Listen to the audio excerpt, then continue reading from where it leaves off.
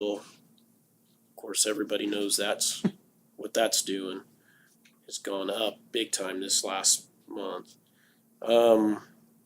You see some KSB dues at the bottom, and those move over to the next page.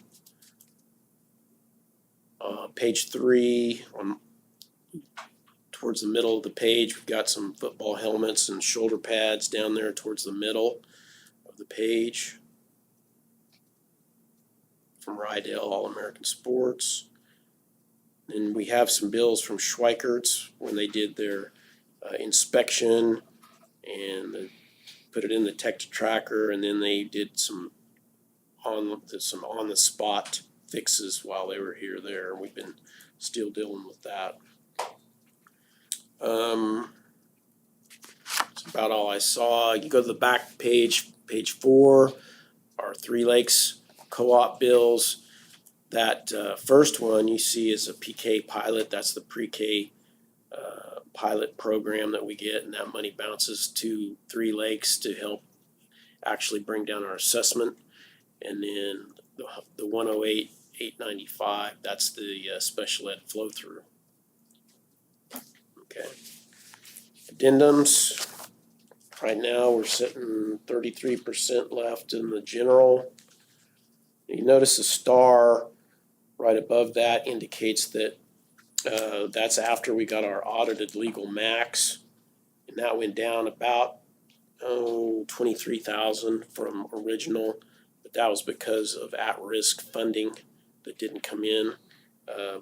It was, if you remember, we had to get those forms back in this year, which was hard to do, but we got most of them. I thought that was pretty good. Then on the supplemental general, got about 67% of that left remaining. So we're in pretty good shape there, I think. All right. I motion we adopt the minutes of the special board meeting on April 19th, the minutes of the regular board meeting on April 20th, the minutes of the special board meeting on April 25th. Second. Aye. Aye. Aye. Aye.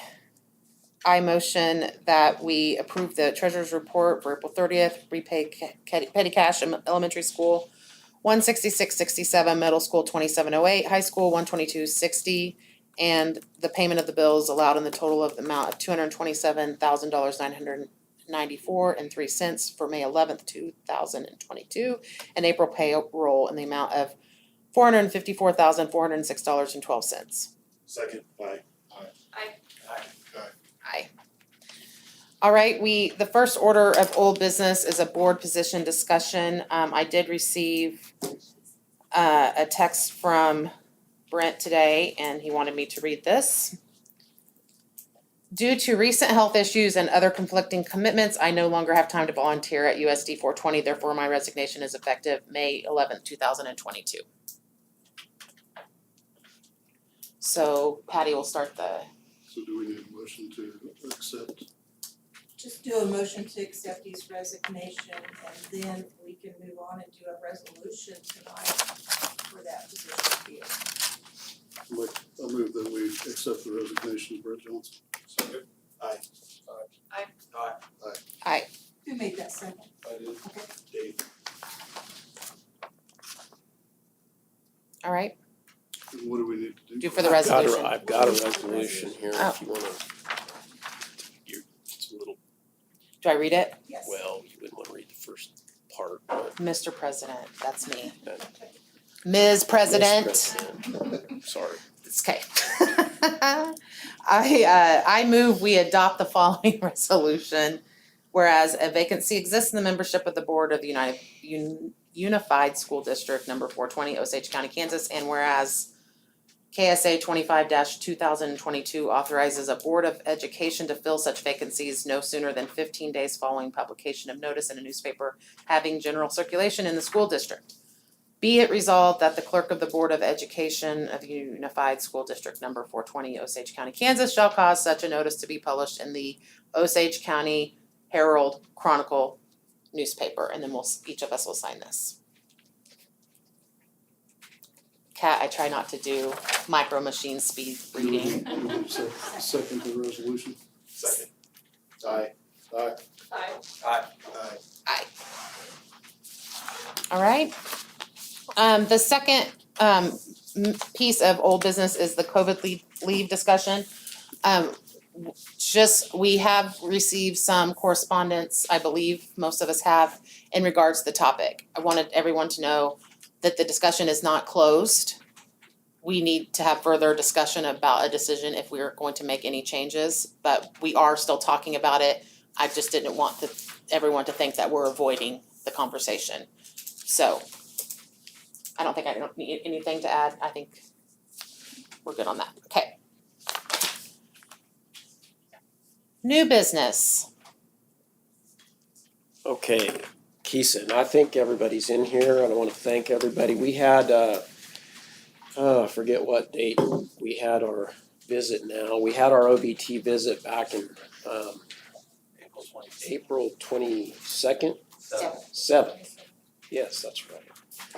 And these guys all did a great job when our OVT team was here. Our OVT team consists of Aaron Doty from Council Grove, Glenna Glenstead from Chase County, and Bill Clark from Mission Valley. And these guys, Kylie did a lot of work on this, and these guys did a good job of presenting that. And they're gonna give you kind of the same kind of presentation that we had for them, so you kind of know where we're at. And it is also required. Required to share with us. So, We would want to see it, even if it wasn't. Hey, Andy, I think the TV got turned off.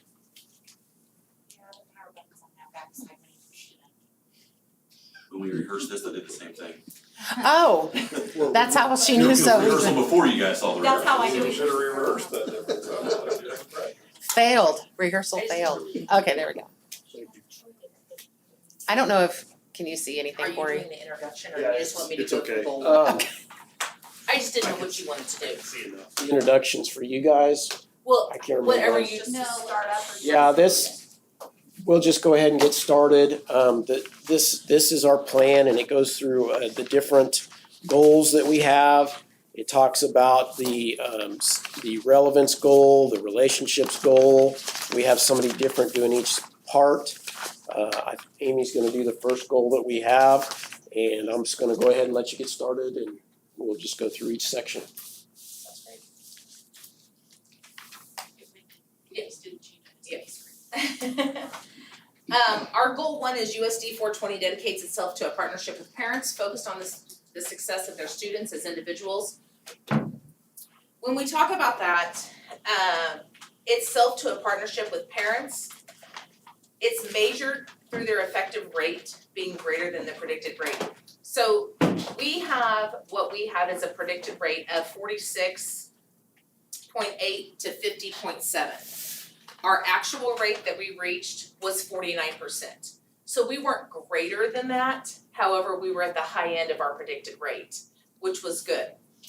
Considering the previous years, we were at 33% effective and then 43% effective. So we have raised those rates. At the building level, these goals were addressed by focusing on building parent and community relationships through conferences, different programs, and bringing adults into our building as well as our students going out into the community. With that, increased communications being focused on the IPS, individual plan of study, process with parent involvement and student engagement. COVID kind of put a halt to that for a little while.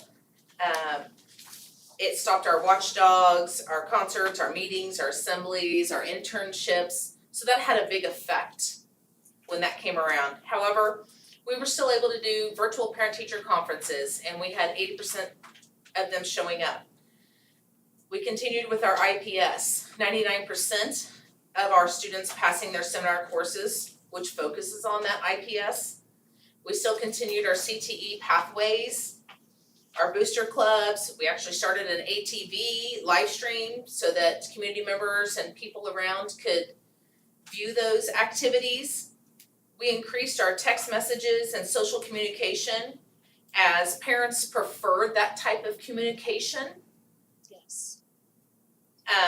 even us starting IPS, individual plan study, in the 6th grade, that led that our kids were ahead of the game, and second semester seniors didn't feel like they needed to have that, so they really worked on interview skills to help them out. We are gonna continue with everything that we have currently and hopefully add a few things in later on, but as of right now, we may not have met that goal of 50.7%, but we know that in the next year, we're on our way to reaching that goal. Excellent. So quick question, if you don't mind. So when you're talking about starting in 6th grade, are you saying that that's the first time we They think work about on- this? Is that they- the- First so the time that they seniors- work on their individual plan of study, so like when they do career cruising and they look at all the different careers that they could be, what matches them up with an inventory assessment, that's the first time they get their hands on that. And has 6th grade been the starting point for that for several years, or It just has like been it this for a few class? years, Yeah. what, 3 maybe? Okay, I would say we've done career cruising 4 or 5 years. Okay. Yeah. It's I just mean, that in the was elementary, new they for the kind of get senior started, class. but yeah. Well, I think it's been a little more intense IPS in the high school area where teachers have really taken on that role within their seminar classes. So with that, that has really sped up the process.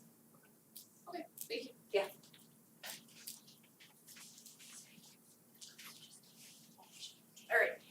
Our second district goal is USD 420 dedicates itself to an educational program that provides a well-rounded, rich, and engaging experience. As you can see, our goals are both board vision goals when we set our key measures. This goal is measured at the district level by looking at both our state assessments and our ACT scores. You cannot, even up close, you cannot read those charts. They are not good charts, but those are the ones that they provide us. So in reading, it shows that we increased from last year from 38.18% to 14.59% of our students scoring in categories 3 and 4. So on the state assessment, you can score category 1, 2, 3, or 4. The state sets that 3 and 4 mean that you are academically prepared for college. Is kind of how And it went to what percentage? I think it went down from what you said. ELA went from 38.18 to 40.59. Okay, I heard 14. It went up Thank slightly. you. Okay. Thank you. Math, however, decreased slightly. It went from 40.2% to 37.85%. And you can see for ACT, the state was 20.4, which was actually that was our last year's number. So our assessment ACT performance went up because it went to 20.9 for that year. And this was for the ACTs for 2020? Yes, because that's There you the go. most recent one they give us when we have to Yeah. write the paperwork up to submit it. So Okay, thank you. we've got new numbers now, but we're always about a year behind Okay, when we're yeah. writing all the data. Okay, so on the colors, so level 3 and 4 is that beautiful greenish color. So 4 is that, teal color, 3 is navy, 2 is yellow, Okay, so and that's 1 is why coral. That's why you can't add 'em up. I'm like, Right, yeah, so Thank you. Yeah. Take the blue and the green together. together, yeah. Okay. Yeah. It's not the best graph, but that's the one they give us. So our weaknesses in this area was loss of in-person instructional time. So of course, COVID was a huge hit there. We lost a lot of in-person instructional time due to COVID. Not just the time that we were out and we didn't take a state assessment that year that we were home, but then kids were gone a lot the following year. And even this year, they've been gone quite a bit because they're just home or they're waiting to be released or they're out for testing. But also we've had an increase this year in social emotional needs for students, which is more office referrals, more visits to the counselor, just more time that they're not in there with their teacher getting that needed in-person instruction. We also have lost in-person instruction time due to an increase in testing measures. It's kind of a double-edged sword. You know, you spend more time testing kids, less time instructing kids, and you gotta find the right balance. But we have implemented several new testing measures. Staff felt that way. However, strengths, those screeners are now all in place. We have a reading screener in place in all buildings, that's elementary, middle, and high school. We have a math screener in place for the elementary and middle school and plans to implement it in the high school going forward. We think we can use those then, I'm gonna get to the plans, to benefit us instead of harm us. We've got implementation of K-12 standards-based grace cards, it's all rolled out now, going along to better communicate with parents exactly what skills their kids can do and which ones they need to work on. So our plans then are to use those screeners to guide our intervention and instruction. So while they're losing out on some instructional time in order to implement those screeners, the data we can get from them can really be used to address the specific issue the student is having to help them succeed faster. We're gonna evaluate our curriculum and materials and tech tools using our state standards, make sure, that's a continuous process, we do that all the time anyway. There's gonna be implementation of, they started it this year actually though, second step, right? Yeah, so there's implementation this year of second step, which is in a social emotional curriculum, pre-K through 8th grade. We do provide professional development. We have teachers who observe each other within the district, pre-K-5, and then all of our new teachers participate in the mentoring program, which also part of that is observing other teachers in their building. But then we've also really encouraged outside attendance to professional development so that teachers are getting their individual needs met. It's really hard if you're the only choir teacher to really go learn about choir unless you go somewhere else. So, things like that. And then continue our student engagement activities, continue our career explorations, our community service, and our vocational pathways, all of which we'll talk more about as we go. All right, state board outcomes, social emotional growth. Awesome. Okay, sorry, I got one more question. Yes. The second step curriculum, is that one that we got to select? Like, hey, here's a couple different curriculums for this social emotional, or that is like the one that all schools are using? Well, it is a very popular one. I mean, it is very well known, but I researched several different ones and we actually implemented this one called Cloud9 in the pre-K. Didn't really like how it went so well, but we researched different programs, curriculums that were out there, and this is the one that we chose. So, but it is a pretty common, pretty popular one, I would say. Well used, well known. Okay, so when we were talking during this cycle about addressing social and emotional growth, we talked about that through the use of personnel, student recognition programs, surveys, screeners like she just talked about, as well as curriculums. We also used our Kansas Communities That Care survey data, and I will talk about that more towards the end, but we, questions that we specifically looked at for our KISA process were, I feel safe at my school, the school lets my parents know when I have done something well, and now thinking back over the past year, how often did you enjoy being in school? So those are the questions that we asked, or that we specifically used for this information. So as far as personnel, during this process, we acquired Luther, our facility dog, most popular kid at school for sure, and he does a great job of helping out. Everyone's asking why he's getting so gray, and I said, well, this is a very stressful job he has. School resource officer in 2019, we feel like both of those have been very, very valuable to our district, especially in the social emotional growth area. We implemented panorama surveys, in the elementary school. We do student check-ins at the middle school. We used both of the data from both of these to guide like teachers on how they can serve students better, but also like as a school what we can do better. We also use a screener in the elementary called the Student Risk Screening Scale. That's done in December and in May, and the purpose of that is to screen kids to see it goes over internal and external behaviors, and the teachers can, it helps me guide our programs, like if second step is working, for instance. But then also, I put together, like for the teachers for next year, they'll have their class list and already know if there's some students that maybe are gonna need a little extra love in different areas. So, we also have several student recognition programs in our district to highlight our students' positive behavior. All buildings do a great job of utilizing, and Andy and Kylie do a great job of utilizing our social media accounts to really recognize students and to communicate to the community what special things are going on or what the students have done. In the elementary school, we have Caught Being Good, and that is where students are given a slip of paper for a good deed that they do, or a teacher catches them being good, and then those are turned in the office and they get a prize, and then there's a weekly drawing and they get to sit at a special table and have extra recess, so that's pretty cool. Students also can turn in AR slips, accelerated reader slips, for books that they read and pass tests about. And then those also go on a drawing where students are selected and recognized at a special presentation. Sometimes those have been at like basketball games or volleyball games, or even just in our gym recognizing, and parents are invited to come to those. In the middle school, teachers make positive phone calls home for every single student.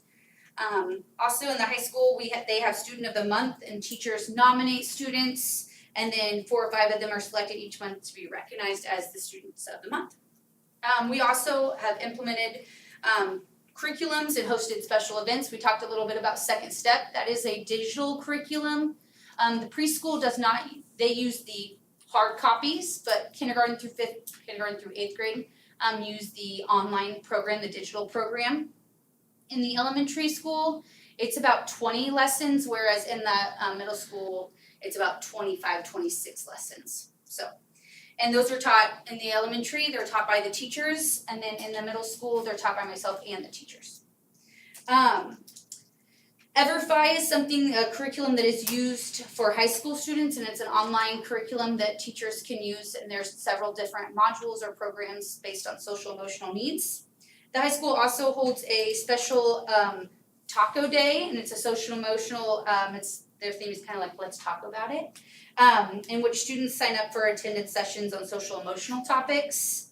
And then going back to the initiatives that we've talked about with the KCTC questions, that is something, that's what you'll see right here on the scales right here, and I know they're hard to see, so I'll try to explain it. But the first question, the students let my parents know when I've done something well. The percentage has increased from 33.14% in 2019 to 51.25% in 2021, so we're pretty proud of that one. On KCTC question, I feel safe at my school, the percentage of students answering yes increased from a low of 86.21% in 2019 to 90% in 2021. And then the final question, I enjoyed being at school. It did not see an increase, it actually saw a decrease, but it was very minimal. 78.28% in 2019 to 72% in 2021. When we were talking about this, we really kind of thought about, well, in 2019, they all were here. We were just doing school like we knew how to do it. And then by, we have 2020 and then 2021 comes along, and maybe it's not fun for them to be at school sometimes, or maybe they have a little more anxiety about being at school, or maybe siblings are at home, so they don't want to be here, or whatever the case may be. There's a lot of factors that go into why that could have possibly went down. So, but yeah, you guys have any questions about social emotional growth? That's good. Yeah. Just one, it might be Mr. Huber maybe. So I remember the taco day from last year, because I think it went over really well. Did they do one We for did not do this that school? this year, we're gonna do that like every every other or every third year. This year we had a couple guest speakers come in right before prom weekend and talked about the dangers of teen drinking and drinking and driving and things like that. Okay. So 2 very powerful testimonials. Very good, thank you. Thanks. So then we went on to kindergarten readiness, and basically USD 420, we focused on 3 items for kindergarten readiness. One was increasing our preschool enrollment. Another was adding academic support for our preschool teachers and kindergarten teachers, and then providing some collaboration time for those preschool kindergarten teachers and their support teachers, because sometimes they don't get that collaboration time. When we focus on the increased enrollment, if you think about 2015-16, we basically had 15 students in our preschool. That was it. And today, we have 72 students in our preschool. So that's a growth of over 450%. So that's a huge increase. Part of this was made possible by adding additional personnel, and if you think about it, we've gone from one preschool teacher now to 3 preschool teachers. And each one of those preschool teachers have 2 paraeducators with them, most of the time, not all the time, but most of the time. And so really, we've gone from 2 preschool classes to 6 preschool classes, because we have 3 3-year-old classes and 3 4-year-old classes, if you think about that. And really, even today, we still have kids on the wait list for, not really, because we only have 4.5 days left, but we have had kids on the wait list to actually be in our preschools, but we just don't have the room or the, we try and cut it off if we can because of the numbers of little ones. Part of our increase in that, we also think, was because you guys, the board, allowed transportation to happen to certified daycares and for those kids to actually ride regular bus routes. Because a lot of parents work out of town, they weren't able to actually go get their preschooler to bring them to our preschool. So now that we provide transportation, that's probably increased our enrollment considerably. We have several academic supports that really highlight kindergarten readiness. We host a 3-week Summer Stars in June to help struggling students. We've added, like I said, additional personnel, and that's more paraeducators, an interrelated teacher to work solely with kindergarten students. We host monthly kindergarten nights, which have been pretty successful. We host kindergarten roundup, and we usually do that in the spring so we can administer the state mandated ASQs, the ASQ3 and the ASQ SE2. And then the preschool teachers, they use ESGI, which is an assessment tool that they use to figure out, how well their preschool students are doing academically. We administer Ames Web assessments 3 times a school year for kindergartners. And then we work real closely with the co-op when they host their well child screenings. Now they've actually increased their well child screenings in Osage City to, instead of 1 every semester, they have 2 in Osage City every semester, so that's positive. We do give teachers, we try and give us as much collaboration time as possible. I know our preschool teachers, they meet with their staff twice monthly, and that means that they meet with their director, the OT, the PT, the speech therapist, all of those guys meet together to discuss kids and what's happening in the school. The kindergarten teachers, they meet during elementary school Wacky Wednesdays, and that's provided every other month. Plus we have half-day collaboration days where sometimes the teachers will meet with core teachers, specialty teachers, and interrelated teachers, and the board is also gives us those 4 collaboration days per school year. Overall, if you look at these tiers, it's hard to read, but with Ames Web, we talk about testing kids in reading, which is early literacy for the little ones, and then for math, it's called early numeracy. But you can see in 2018-19, the green is our tier 1. That's what we really want to see increase as the kids are testing. And it's the first tier that you see, the first triangle that you see is in the fall.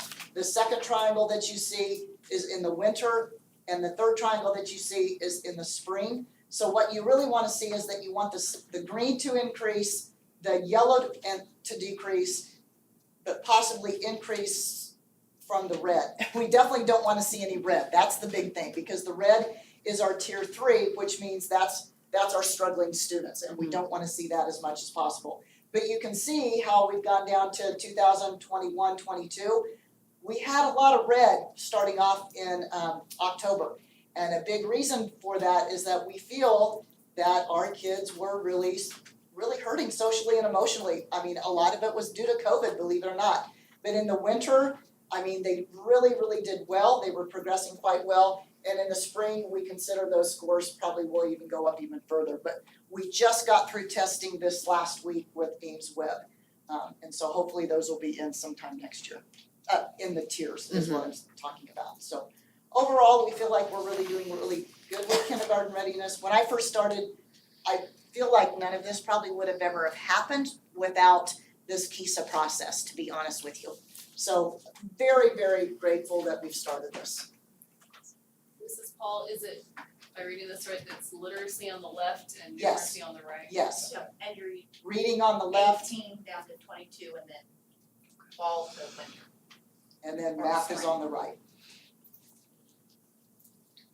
it's the reading that we sometimes struggle with. The math looks really, really good, but the reading is, it just encompasses so many things. Right.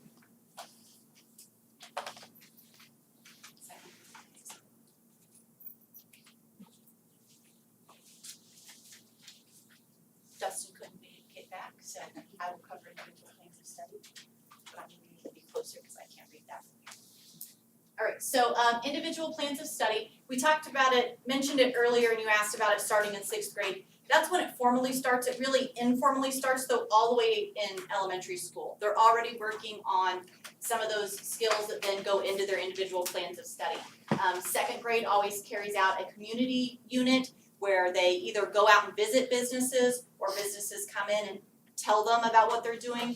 I know they've visited the hardware store, Go-Go Bees has come in, so they really start to get some career experience there.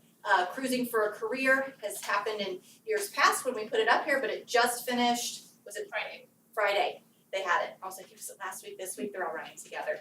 And the helicopter's coming Friday. So, but the Cruising for a Career is when businesses with vehicles come and show kids how their vehicle helps them do their business. So they always like seeing the trucks, blowing points. It was very noisy on Friday. Genius Hour has had many different forms down in the elementary school. They did do it school-wide a couple of times, and now 5th grade really continues it. But they really get to look into something of interest that they might be interested in. Seems kind of odd that it might be career exploration, but they've done things like babysitting. They explored horseback riding and all sorts of different things in Genius Hour. Something that the kids are really interested in that they just get to dig into and explore how it goes. They do community service. K-Kids does that, and then there's also the various drives for ECAT and ECAN that those kids get to participate in. And all of that builds up to their formal individual plans of studies that then start in middle school at 6th grade when they start going into Cruising for a Career, which is the online program where they start taking interest inventories and exploring what they could possibly do in the future. 6th grade has a career fair. 8th grade has a unit which involves mock interviews. They tour the technical colleges. Do they do both or do they do alternating ones? It just depends on what's available. What's available that year, and they always have a community service day when they can actually get it in due to spring weather. So some years that hasn't happened, but they try to reschedule and make that community service day happen, and that happened Monday this week. So and then it continues on in the high school. They use more of that career cruising, but they really get into specific activities based upon whether they're 9th grade, 10th grade, 11th or 12th graders and where they're at in that process. They do we do student-led conferences middle school through high school though. So that one could be there too, student-led conferences to really get the kids and the parents involved in what's going on in that plan of study.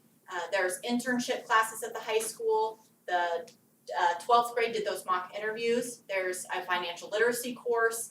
There's a FAFSA event. Military comes in and talks about the GI Bill and scholarships they could get if they choose to go that way.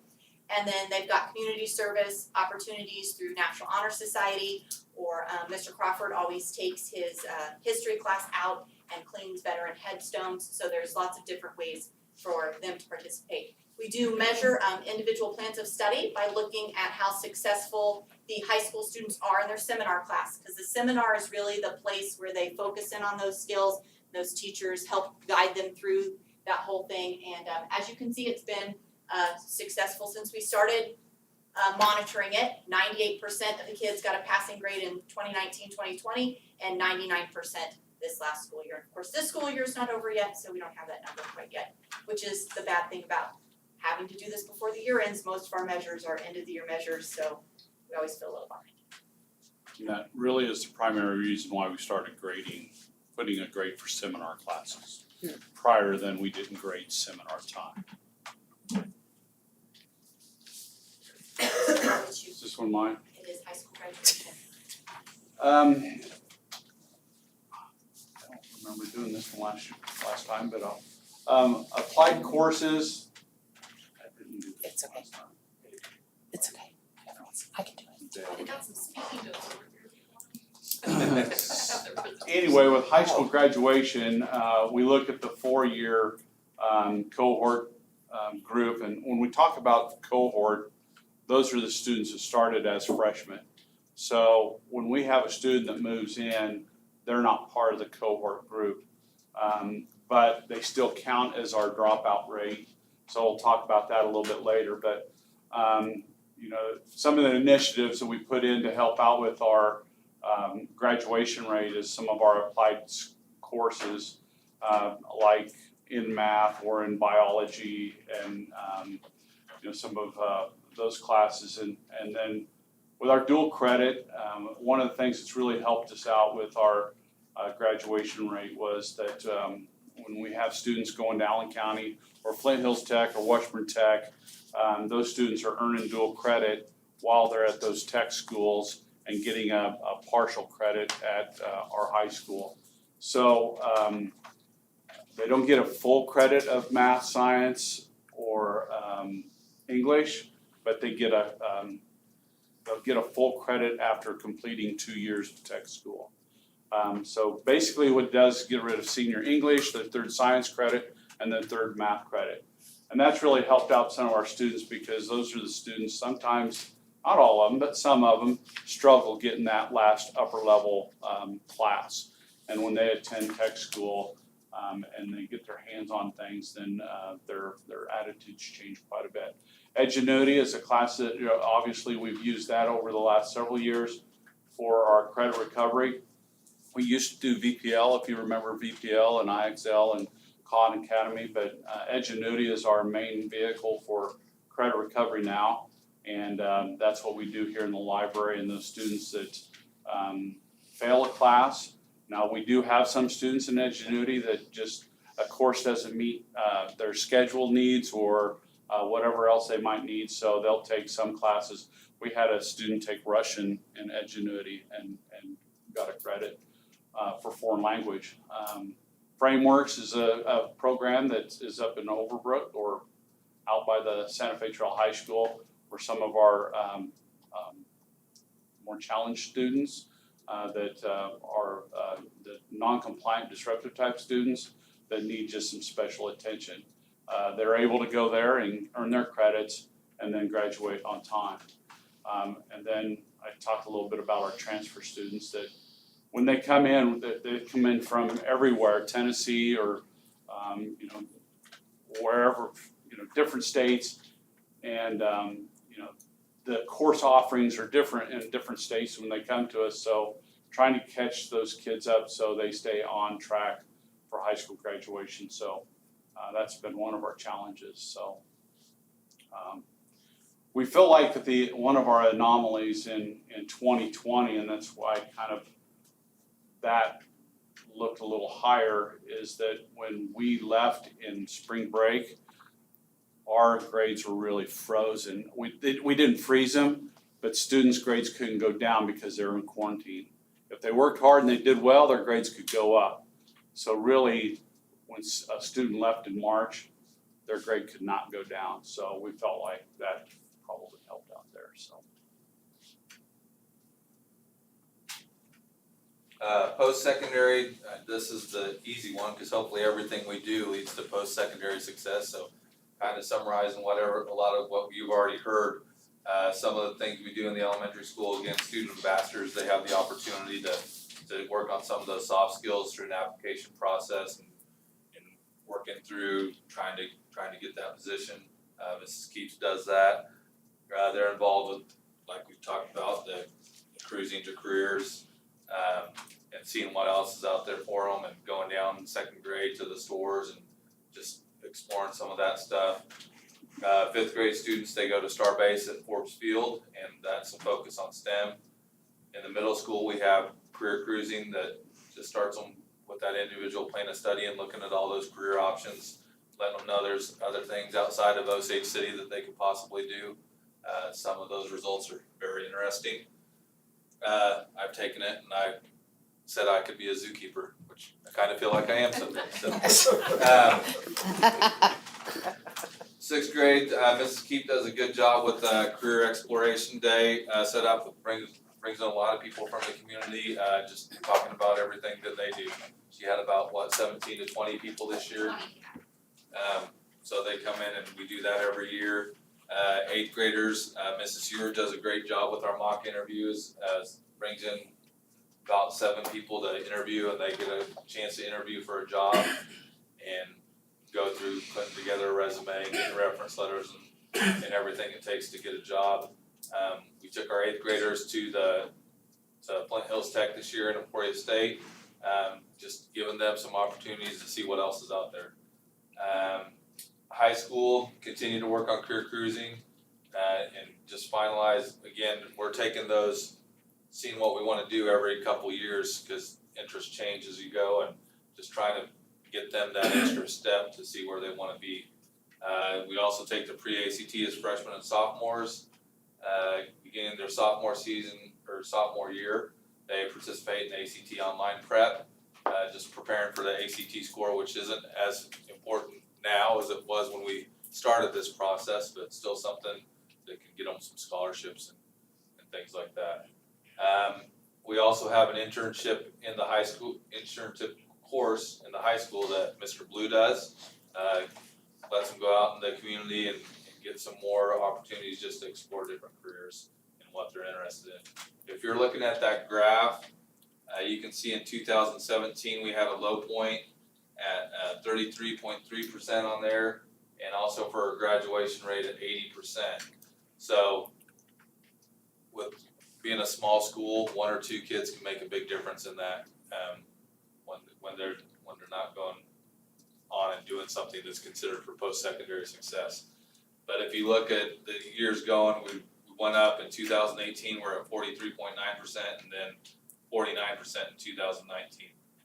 And with that, what the state or what KSD considers successful isn't always determined on there. You're looking at, they don't count kids that go to a military, kids that may go to the family farm and work, things like that. So there's different things that we would consider successful. They're going out and getting a job, they're doing something that may not be considered on this report. So Mr. Raymond, what are those colors represent, the kind of light orange, orange and blue? light orange is high school graduation rate, the red is the success rate, and the blue is our effective rate. So what about the students that, go to a tech school and get a job right out of tech? As long as they get a certification while they're in high school, they'll be considered. Okay. Okay. It's really disappointing on things that aren't considering military service or family farm, The issue is measurability. The military will not release records of who signs up for them to count that as successful. okay. It just won't happen. And the family farm, that would have to be self-reported.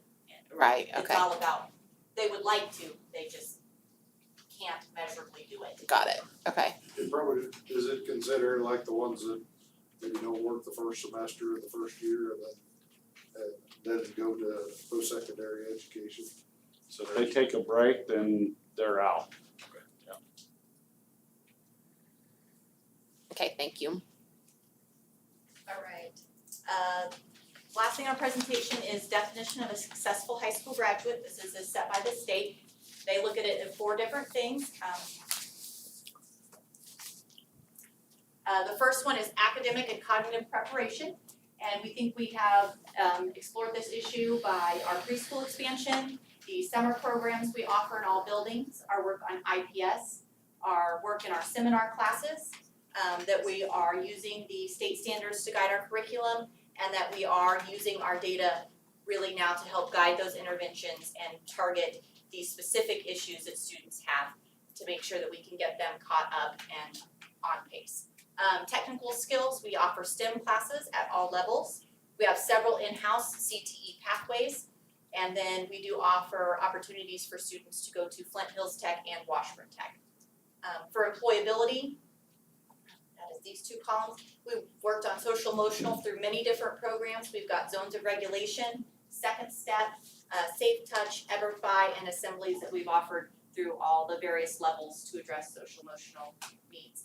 As far as career exploration goes, those are all the things I just mentioned. We talked about IPS, so your community units, your cruising for a career, the career fairs, the internships, all of those. And then the last thing that they measure in their definition of a successful high school graduate is their civic engagement. And so we have school organizations inside. Kiwanis is a big supporter of the school. They host an organization at all levels. So they've got K Kids in the elementary, they've got Builders Club at the middle school, and they've got Key Club at the high school. Then we've got NHS, Stuco, US history class, and then the different drives that we've done to support ECAT and ECAN in our building. So those are all ways that kids within can be involved in civic engagement. And then we have lots of outside organizations that are involved in our school in multiple different ways that can offer opportunities for our kids to get out there and be civically engaged. Lions Club, 4-H, Scouting, Harvesters, Osage Park and Rec, Police and Fire, State Parks, voter registration, and the Conrad Carlson Foundation. So this presentation we gave to you tonight is the one that we gave to our ODT team when they came.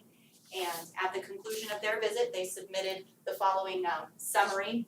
This was their final paragraph in their submission to the state. They said USD 420 has done an excellent job of continuing to progress through their goals, even during the challenging times of the COVID-19 pandemic. They have recognized the challenges of the COVID-19 pandemic has had, hindering the collection and validation of data, but have worked hard to push through. The district is extremely collaborative amongst the various grade levels and has an effective communication with all stakeholders. They seek the input of staff, students, parents, and community members through various methods mentioned throughout this report. This is evident by identifying the need for and changes made to their preschool program. Excellent. Can I just add one more thing? Yes. I just wanna thank Kylie. She does an amazing job putting this together and honestly, as presenters, we facilitate through her. Awesome. So thank you, Kylie, for everything you do. Thank you, Kylie.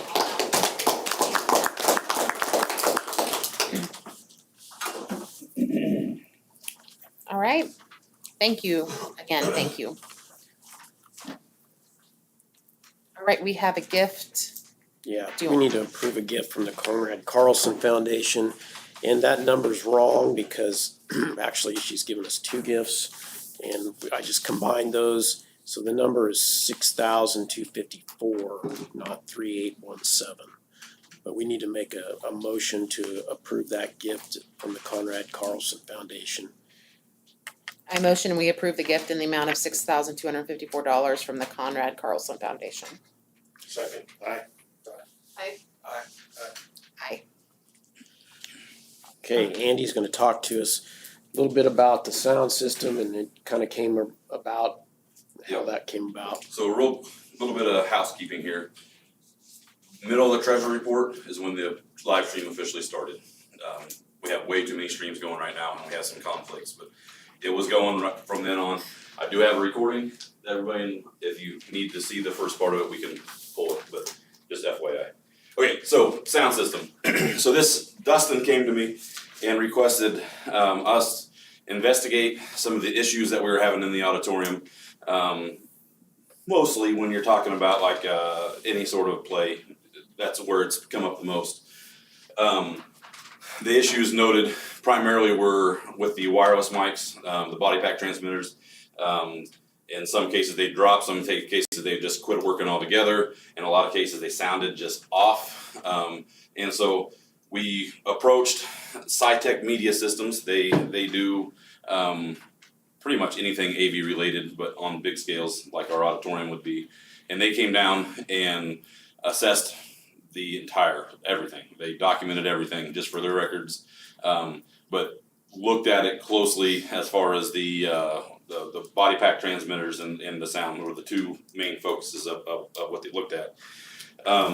What they found was we have two different sets of body pack. So when I say a body pack transmitter, they have a body pack down here and they have either like an earpiece or a lapel or something to that nature attached to them.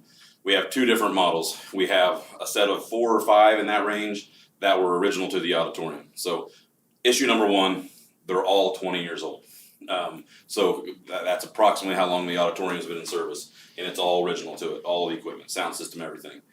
And then we have 6 more that were donated by Radio Shack several years ago. So the new ones, because our mixer in the sound room is 24 channels, and they were all being utilized. They put a box in the back of the auditorium, back in the service area, and took over one of the channels, one of the hardwired mic channels, and got it to work. I mean, now there's a metal box that all the receivers are in, and SciTech felt like the receivers, the antennas in this big, strong, sturdy metal box was a big part of that set of wireless mics dropping out. They recommended moving all of those up into our sound room and putting in some amplification antennas, basically. We already have a set of those up there. They work on different wavelengths, so we'd have a total of 4 antennas. But that, they felt strongly, was the big fix for that set. Now the sound issues on that set, with the way that they're wired, you have a mixer which has all these little channels, and you adjust the volume, and the gain is an important term. That's how sensitive the microphone is, and the more you turn it up, the more of a chance when you get 2 mics together, they start squealing, stuff like that. And then they have, the mixer generally has it's called an EQ built in, to where you can kind of fine tune how the sound sounds. And so with the way that it was run, you didn't have any gain or EQ control. All of them are set uniquely. And so moving them up there would also fix that part of it. Now on the other ones, the older body packs, they were run to the mixer that's up there, but they found that one of the antennas was damaged on it, so we were far less signal on those, and they are still 20 years old. Now they felt like replacing that antenna would go a long ways to fixing those. So issue number 1, the body packs dropping, stuff like that. That's their recommendation was to move that box that's there and move it up there into the sound system, drop some of our hardwired lines to get it to work in the mixer. So we would have to get creative with that, but it would make the wireless mics perform significantly better. So now issue number 2, the sound quality, is probably the part that I'm the most nervous about talking to you guys, because it comes with a big price tag. When they came down, they found that we have 7 speakers hidden up in those white little ribbons up, we call them the clouds. We have 7 speakers hidden up there, and all 7 of them have their high frequency cone damaged. So anything that's in the high zone, so a lot of time a female voice doesn't sound nearly as good as a male voice in our auditorium. And they showed us how we can use the equalizer built into the mixer to compensate the mid-level frequencies, that's part of the speaker, to compensate for the high one. But I've been doing that for the last 2 weeks, and you're literally changing it for every single speaker, it takes a lot of effort, and somebody has to be there to manage the mixer for the entire presentation. Otherwise, you turn that off, and the way that the SciTech is kind of the best way to explain it is, it sounds like this when we're talking. I mean, you don't have that fidelity, it doesn't sound, it's just very muffled. And so you would turn the EQ off, and if somebody can be there, it's just gonna sound that way, it's gonna sound muffled. Let me make sure I didn't forget anything else on that. So to fix that, there's basically 3 options. 1, live with it from moving forward, I guess. 3 options. Live with it as it is, and you have somebody manning the board on the where the sound quality is the most important. 3 options for the high frequency, is that what you're No, talking about? 3 options moving forward, just in general. First option, obviously it's not gonna cost you anything, it's the cheap one. The second option is you can take those speakers down and you can have them replace that high frequency cone. I'm gonna throw out some numbers. These are estimates from SciTech, but that would cost us $3,500 plus the labor. We would have to do the labor of taking those speakers out, getting them down to the floor somehow, letting them fix it, getting them back up there, and reinstalling them in just the right position, because they're all positioned at a certain angle, and that, when they pitched that idea, they said, we're not interested in that labor part. If you're gonna do this, you guys are in charge of, because they're so high up there and you got the catwalks, but it will be a challenge. Well, honestly, my summer schedule's not gonna account for it as it stands right now, so it would have to be something down the road, or I'd have to cut some other projects of some sort. Anyway, okay, so that's the second option. And then the third option they threw out was replacing the speakers altogether. Just leave them hanging up there because they're hidden anyway. Put in a new digital line speaker system. They would be white, they would be visible, you would see them, and they would be tuned. So basically there's not a bad seat in the house. I mean, they're kind of built in a line and they're kind of just offset just enough to where, SciTech gave me references of 2 different schools that they have recently installed them in. I have not contacted them. I wanted to talk to you guys before I did any more work on it. But again, estimate just for the speakers and the amplifier part of that, it would be roughly $35,000.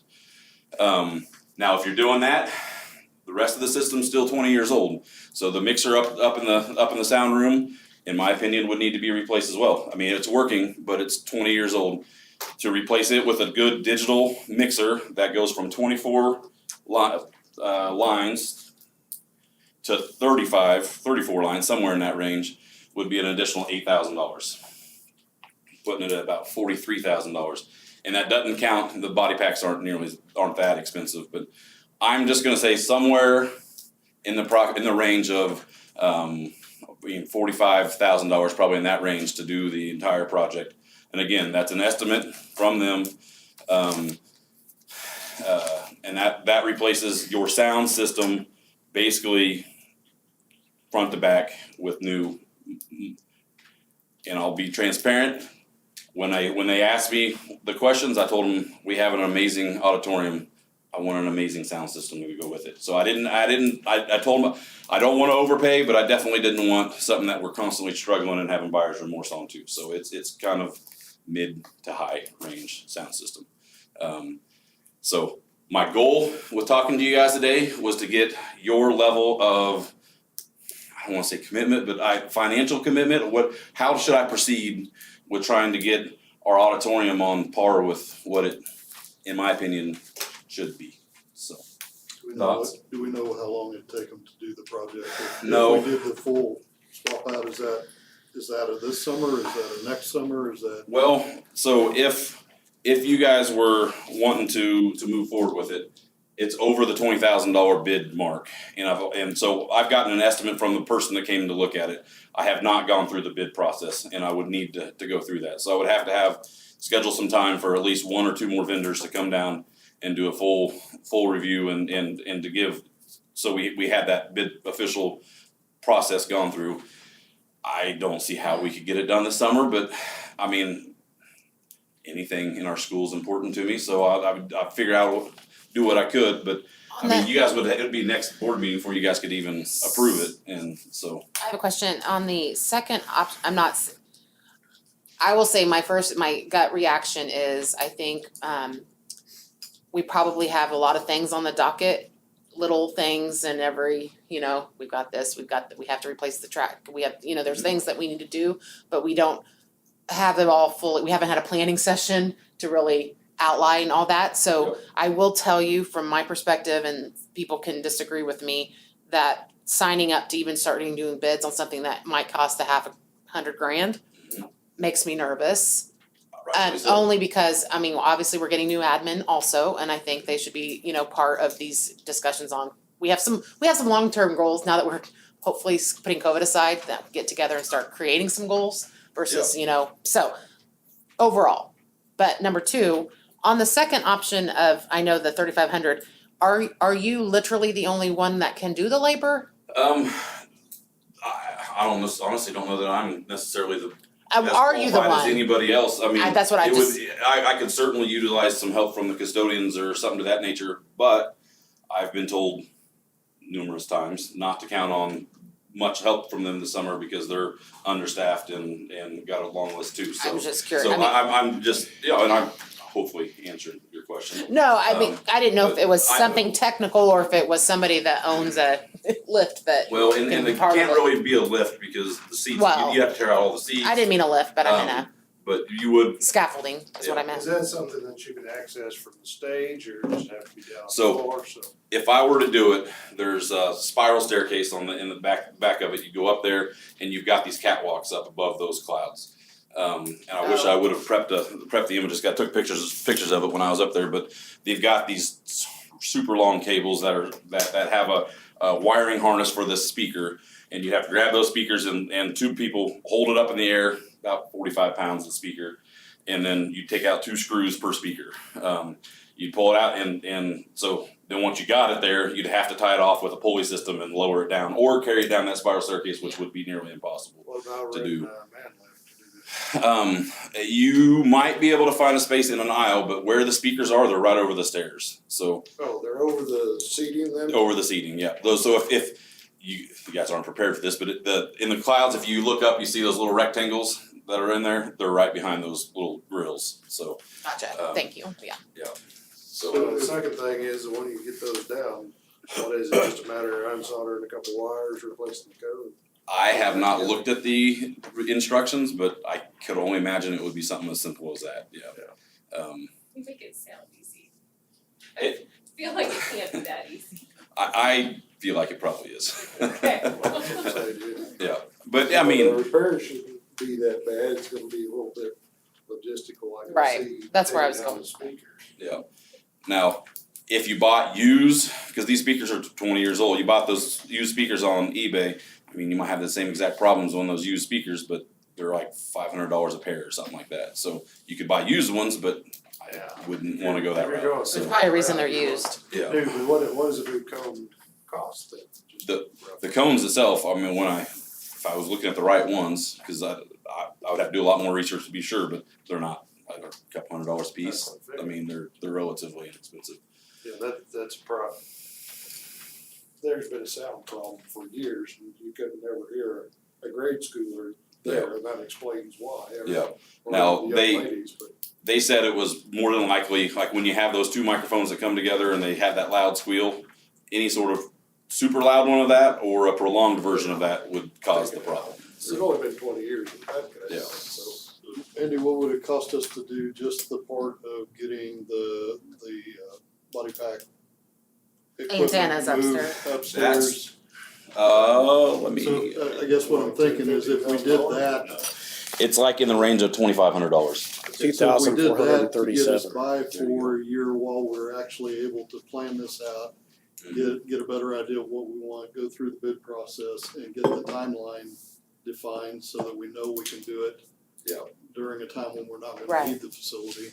Maybe that makes more sense. Well, And it would hopefully solve some of the problem.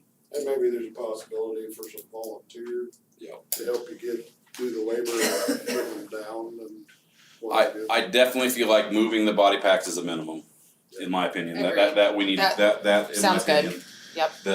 I have my reservations with that solution is it's repairing a 20-year-old speaker and. But I think that could help us for, And if we don't do anything to those speakers, I was just in there listening to the play and I felt terrible for them, especially now that I know what I'm listening for. I felt awful for them. I haven't heard Um, the vocals of a play yet. Yeah. Unfortunately, I mean, yeah, it is something that I think we need to make a priority. I'm just not, I don't think it's not the right decision for us to do something with this expense, not knowing what all of our goals are and what all the things are. That's my opinion. Well, I think if we can fix it and make some probably major improvements, but know that this is not this is more of the Band-Aid, Yeah. then we can. Yeah. We can actually develop a plan and put it together with what do we wanna spend, what can we spend, and then build it right from there, but it's nothing or all, maybe we can fill that gap somewhere in between. so I think what I'm hearing, you guys are good with moving the body packs. If I can find somebody to do, cause I seriously don't know that I can have the time to do the physical labor of swapping them out, but if I can find somebody to reasonably, $3,500 was the bid, but in that range to fix the speakers, Yes. You guys okay with that? Yes. Kind of a combination of those two? Yes. And then we'll move towards a long-term solution. Talk about maybe Thanks for your work on this, 5,000, yeah. You're welcome. 5 or 6. Yeah, Good. totally. And To get Yeah. back. that- okay. I will see what I can do. Okay. All right. Thank you, Thanks, Andy. guys. Thank you. Appreciate it. All right, next on the agenda is the athletic activities director discussion. I'd like to just start and say with hiring Natasha as the principal, one of the things that we did, the decision the board did make, knowing that we needed to start figuring out the roles and responsibility of the athletic director versus the principal, we did offer her the job at principal only and are moving to the athletic director as a supplemental position is our goal. So just so everybody is aware of that. Who didn't know, now you know. Okay. With that said, I think Mr. Heward is gonna walk us through some high level duties of the athletic director, I think. Is that what we wanna do? Is that a good starting point? Okay. Yes, I can, it's up to you, Mr. Heward, I don't know if you wanna go through the detail or if you already You can have some ideas. Hit it high level, maybe. Well, yeah, you got a copy of the duties there, and if you've had time to look at them, I mean, it's not complete, but those are the things that I set and just kind of brainstormed and put some categories in there, from the beginning of the year to, scheduling activities, I don't know if you guys want to copy that. Hosting events, high school activity, you know, there's a financial part of it, awards assemblies. Keisha's probably one of the big things that, you know, kind of behind the scene, attending meetings, being active in the league is you know, always having a league officer or something, and that does take some time. Being sure you're keeping up on, you know, the monthly journals and being aware of rule changes and communicating that with coaches, and that's a huge thing. And then, you know, in the last probably 5 years, we have to maintain scores after every basketball, volleyball, baseball, softball game. You have to go on Keisha website and enter those scores, and then that's how the regional hosts know where everybody's standing. So that's something that you have to do after every game. And then paying fees to Keisha. There's always things for postseason events, and then you know, requisitioning that annual catastrophic insurance and membership. Transportation's a big one. That takes a tremendous amount of time, and I think it's an important thing for the athletic director to do, as that's the person that's in the firsthand knowledge of what needs to be transported. Any changes, weather or whatever reason why that might happen. I find myself talking to myself a lot, but you know, that communication piece, if it was separated, that person would have to do a lot of communication with the transportation person to do that. So that is, I think that's kind of the job description or job listing that I could come up with, but I have a question. yeah. You are retiring as of July 31st? Or was it before? June 15th. June 15th, Yes. okay. I apologize for not committing that to memory, You're fine. since you're almost there. I'll be happy to help along. Well, so my question is, in preparation, knowing that it is now May 11th, we haven't posted this position, we haven't negotiated it as a supplemental, if I'm saying the words right, I'm looking at Amy. We obviously have a lot of work to do to prepare for this. My question to you is, in preparation for, you know, 8/1 and starting, we're obviously we want to move forward as quickly to get this. Do you feel comfortable that we're not going to be missing any deadlines between 6/15 and 8/1 because No. we're not going to have, I guess is my question. First question. I have football on there for the next 2 years. Basketball's the next 2 years, scheduling. volleyball, so we just started a new 2-year cycle. So all your high school activities go in a Just 2-year flipped. cycle, and so those are on the calendar as we speak. Transportation will be a big one that I will not do, I mean, really can't do, until we know who bus drivers are, you know, things like that. Who's gonna take trips, who's not gonna take trips, so really putting that transportation piece together is something I always did in August. But that's something, and I really transitioned, I used to do it all year long, all 9 months, 10 months of transportation. But as soon as I did it, it changed, I mean, there was dates, so I started doing 3 months at a time. Mhm. So I would do it in quarters basically, and I'd do 3 months at a time, and then as that starts winding down, then I would do another 3 months. And that just prevented me from having to redo a lot of things. So, I guess this question is to the board on our next steps. Thinking through this, I assumed, we would obviously need to post the position as a supplemental approved to do that. And then I just assumed that Ted and Tasha would be the ones doing the interviews and Tim possibly based on obviously your experience and just making sure we're all aligned. Or did people think other differently? For me, it's timing, because if we wait for Ted, unless he's willing to start early. I don't think I can't imagine he wouldn't be willing to do an interview. I mean, he sat in the ones for the principal. I mean, well, I just need to reach out to him, but Timing's gonna be a big thing because Yeah. especially if then we have to find a teacher or somebody to cover that period. that period for If that's what them he said. or, cover their schedule or we have to go find somebody to take over for them during their. Right, I'm not saying that we time, hold so- and wait, I say we need to move forward. I'm not saying that this needs to wait until, I would be cautious waiting too long because we do have to make class. I want it to happen tomorrow. Like, I'm not saying, So you're just. but I'm just saying, who are the decision makers? Do we all agree on who the decision makers are? Obviously, we have the final approval because that's our role, but the decision, I don't think it would make sense not to include Ted and Natasha in something this important on the go forward.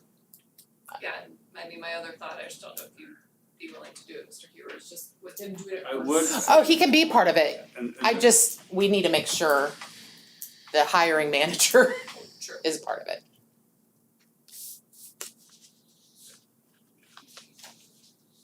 So, I know Natasha, I think she just hasn't been in this position yeah, that's to fine. know what she's Yeah, Mr. looking Hewitt, you for. can be part of the interviewing process for sure, but there's no reason why she shouldn't be. No, I agree.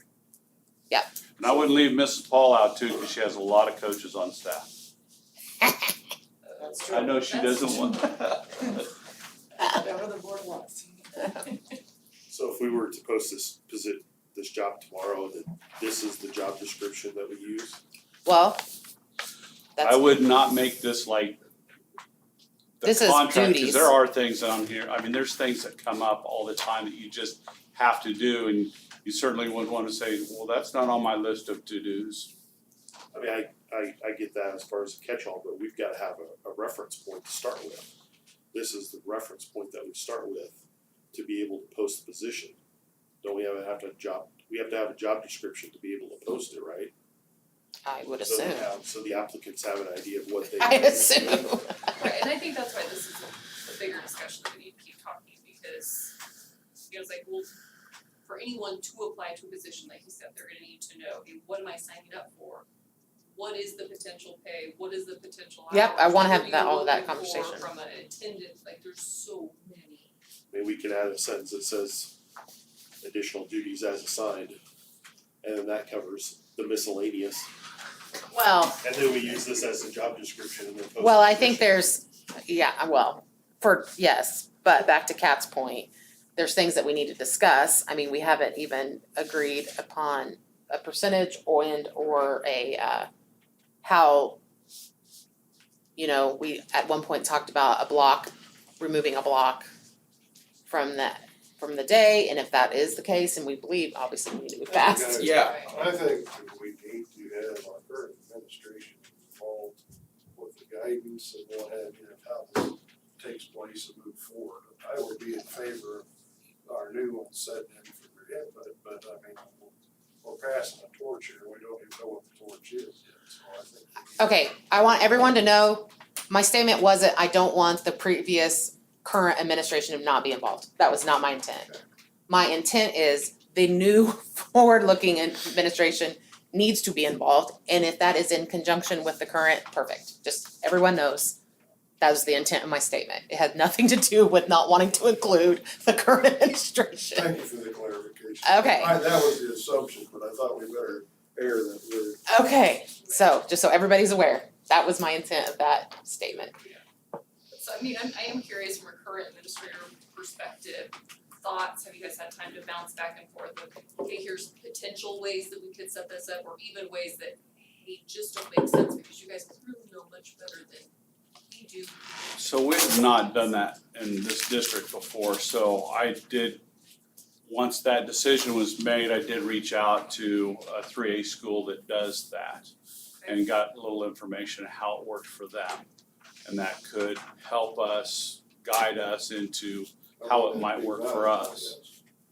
So, I was an AD and teacher for 7 years before I came here, so I know kind of how that works, but I think knowing what the principal's role is too, when I did it, I had a strong principal who was also at a lot of activities, so I don't know really what the what Ms. Jenkins' role is and all that too, what supervision she has. Well, I think that's to be determined, and I know when discussing with Mrs. Jenkins, it was not, you don't have to do any of that now Right. because we're taking it away. That was never the intent, and her intent is to be involved. there are things only the principal can do far as Keisha goes too. It's perfect, and so we'll just need all those things outlined, for sure. One of the silliest things is observing weigh-ins for wrestlers. AD can't do it, the principal has to do it. Seriously. There we go. Okay, so I mean, when you talk to the other 3 school, cause I don't know who else does this, I mean, what feedback did they have? So they have, I'll just go over what I found out Yeah. from, if that's what you're wanting. That would be great.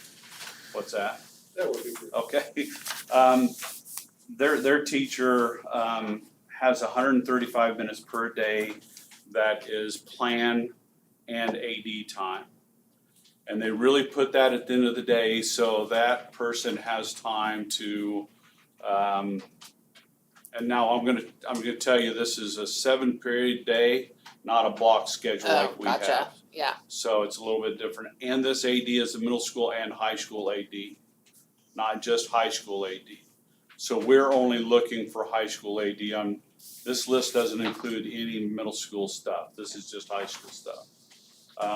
So it's 135 minutes per day for plan AD time, plan and AD. But again, that's middle school and high school. And they try to do it at the end of the day so that AD has time to get ready for the game, make sure things are set up, be ready to, especially if it's a, home event, whatnot. Leave early if they. And that seems like when everything changes at the end of the day. So clarification on when you say plan and AD time, so correct me if I'm wrong here, so all teachers, maybe not, maybe they don't all get the same amount of plan time. But are you saying they're teaching plan time and AD time? Yes, so that's their teaching plan time and their AD time. They get 135 minutes a day. And what do our high school and Our high school currently gets 90 minutes of planned period a day. what about middle That's school? teaching time. Middle school gets 90 minutes one day and 45 minutes the other day. Okay, thank you. Elementary. And Oh, sorry, I was gonna ask, You wanna know? yeah, 55 minutes. Every day. God bless them. We love you, elementary teachers. They're little guys. Okay, thank you. And then and they try to split the responsibilities up as the AD hosts all home activities. They do all home activities, and a principal, and they have an assistant principal, and they split the road games. And I'd say they split up the road games, and those are the road games that need supervised. You don't need to supervise golf. You don't need to Yeah, supervise yeah. track. So I'm talking about baseball, softball, football, volleyball. Are you talking about, What's that? Basketball. Basketball, those are the high emotional ones. that I was you gonna need to say, have crowd are you gonna control say when for. adults and referees can get into it maybe? Or parents and parents? Okay, I was just trying to make a Yeah. joke, but got it. Do they Just cover sometimes you wrestling gotta- also? What's that? Do they cover wrestling also? They don't. They do, they're going to have They it. do now, they just They got it just this year. put it in, So so they're kinda figuring that out too. this does not reflect any wrestling either. So Because I basically, the didn't do AD hosts all the home activities and the admins Yep. split the aways. Yes. Okay. Is how they handle it. Okay, And it's so cold in here. do we get into the pay part of what they pay, I don't know. or is that something you wanna mess with I later? think the pay part is difficult, cause the part I think through is supplemental or the percentage that different activity sponsors or coaches get for a period of time, and then this would have to be the whole year. So when I looked at it for us possibly working, you know, if a teacher at the high school or middle school had this position, they would get an additional 90 minutes every other day. So one day they'd have 180 minutes, and the next day they'd have 90 minutes. In 2 days, you would add that up to 270, and it's about the same as 135 a day. See what I'm saying? Am I doing the right math? So 3 hours one day and an hour and a half the next. But again, that's just for high school, so. But I don't know how else you could do it. Yeah, you have some, you know. Like in middle school, that would be difficult to do because we have 3 blocks each day. Mhm. So like we have 3 classes that rotate through, so you couldn't really give it just one block. That would be pretty difficult with our schedule. And it's gonna only work with a few teachers at the high school because of their caseload or their class sizes now. About elementary? I mean, what, An elementary teacher being an AD. Oh, good gosh. Please don't do that to me. Oh my gosh, what a nightmare that would be. I absolutely don't like it when I have coaches leaving, and I've got plenty of those. I love them, but golly sakes, it's hard for us to find subs. That would be very difficult, Mr. Parsons. Very challenging. It was hard when I had 3 hours is PE one day teacher and gone a half. 3 days in a week. that's hard. I don't, I mean, that's, I think we also have to be open to, it is gonna be difficult. We have to decide as a district, ensuring, you know, the right person and making it, and figuring out the way that it can work. I mean, it's just gonna be, we're gonna have to make it work, obviously, this is the decision that we made, but okay, any other, that was good insight though. That's about- Question on the transportation, so how is that different than transportation director? Transportation, when he does all routes. I do all activities, field trips, Safety meetings, yeah. I deal with the bus drivers. He's transportation director. As the AD, I always set the trips because I know what the trips are. Got it. so Raymond, you do all the transportation for middle school Tony puts them in and we go through it. There's some Work it out. additions that come up that sometimes they'll do themselves, but primarily it's through me. I don't, Tony, you did mine. Now, Thank you, you so much. I call you. as I said, there's no drivers in your 5th grade. And one of your grade teachers. Okay, what else, other, When you post this position, is this gonna be open to someone outside too if they call the district office? Or is this inside for staff? I believe it's a supplemental position, right, so would it be staff, I don't know how legally that works. Just asking, cause they will call. Yeah, I'd have to make sure that I put that on there, that it's I don't know, I mean, I don't know, there could be, not open to outside. I hear that 3 hours one day, an hour and a half the next, don't know how you can teach and keep up with the schedule.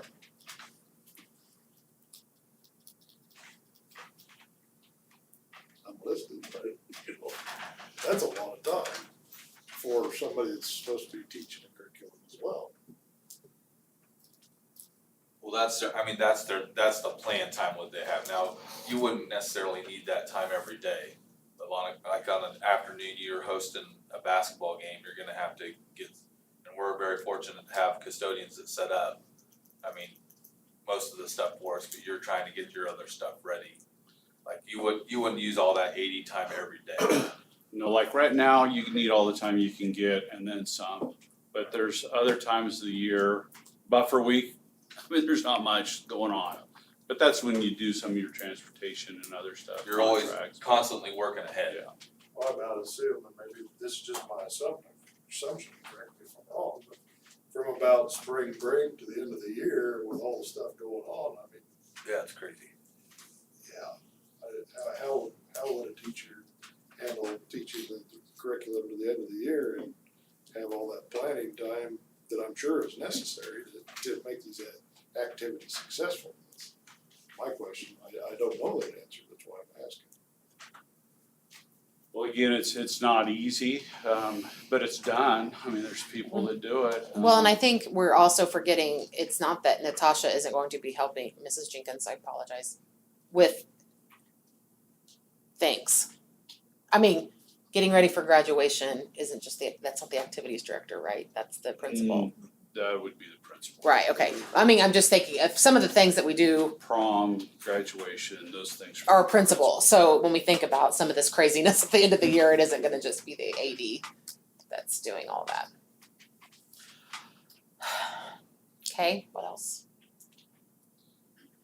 So does it have to be a supplemental position, like is it something that we have to negotiate? I don't know the I just think difference. I am not educated enough to know the difference. If it's a supplemental, it's gotta be negotiated. I know Yeah. prior supplementals had to go through an hourly rate before we could set a, What is the timing of someone to help teach me, I don't know how this works. Amy, could you please explain to me? We have a 2-year contract currently. However, like wrestling was, we were willing to work with you, which we had talked to you previously about during that negotiated time, and that's why we included wrestling. We went ahead and did that. If that is something that you would like to bring up to our team. So we bring it up to the team. Yeah, and we can meet it, we can negotiate it at any point in time as long Okay. as both sides are willing to do so. Got it. That's what I didn't understand. Okay.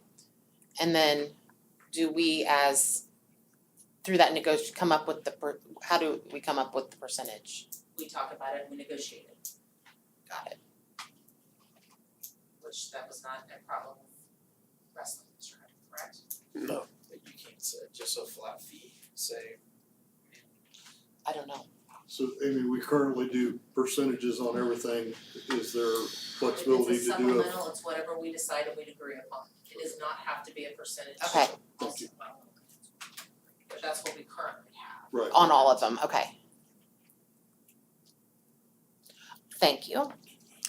Yes, This may be a very naive question, but I'm gonna ask it anyway. As far as who can apply for it, does that technically mean any staff member can apply to be the athletic director, or do you have to have a specific level of education, certification, degree, like an admin, not like an admin? It can be anybody. there's no admin requirements to be an athletic director. I mean, like master, I mean, doesn't really, I don't know. That's why I'm asking. I have Somebody no with a idea. lot of work ethic. So it could literally be anybody. You need to be careful what you classify it as. It is an athletic activities director. It's not just athletics. Band, choir, debate, forensics, scholars bowl, it's all So part of it. it's gotta be both. It's gotta be listed as both, athletic and We call it activities. activities athletics. Because if not, like you said, all the other items that are non-athletic would be considered separate and not a part of the job description. So actually, it's an activities director to cover everything there. There's not a lot. Would you It's say, primarily athletics, but a lot of our people have just traditionally, like Dustin, you can vouch for this, you run your tournament. I don't know, I didn't used to have a whole lot to do with forensics or I buy debate, the medals, that's about it. I buy them. so that being said, they also work with scheduling, Right. concerts Some and things by name different only, things like you know, that. You're considered the director by just the title, so. Okay. A lot of the Transportation. sponsors Yeah. or You might have a marching clinic or a marching festival, that person works with scheduling And that. when you have experienced staff, then it's a whole lot easier because they know the routine. But when you've got a new person in, you're gonna teach them how to do that. Did you still have a Yeah, I mean, question? Troy kind of answered it. I think it's gonna be important just from some of us talking about the idea of it being out there that there is kind of a description of what the principal has and what the AD is gonna have. And, and I think it's awesome that you guys are adding it. I'm sure Tony would have been pumped to have some of this taken off his plate at times, but I think you need to figure in, when you think about the time it's gonna take, his list, plus if all the stuff that Troy just mentioned is also added, just make sure that we give that person, Full the ability to visibility, do yep. an awesome job at it. But I think knowing the job description and what's under that list, if we're adding choir, if we're adding band, if we're adding all those concerts and all those things, I think that's gonna be important to the job description. Thank you.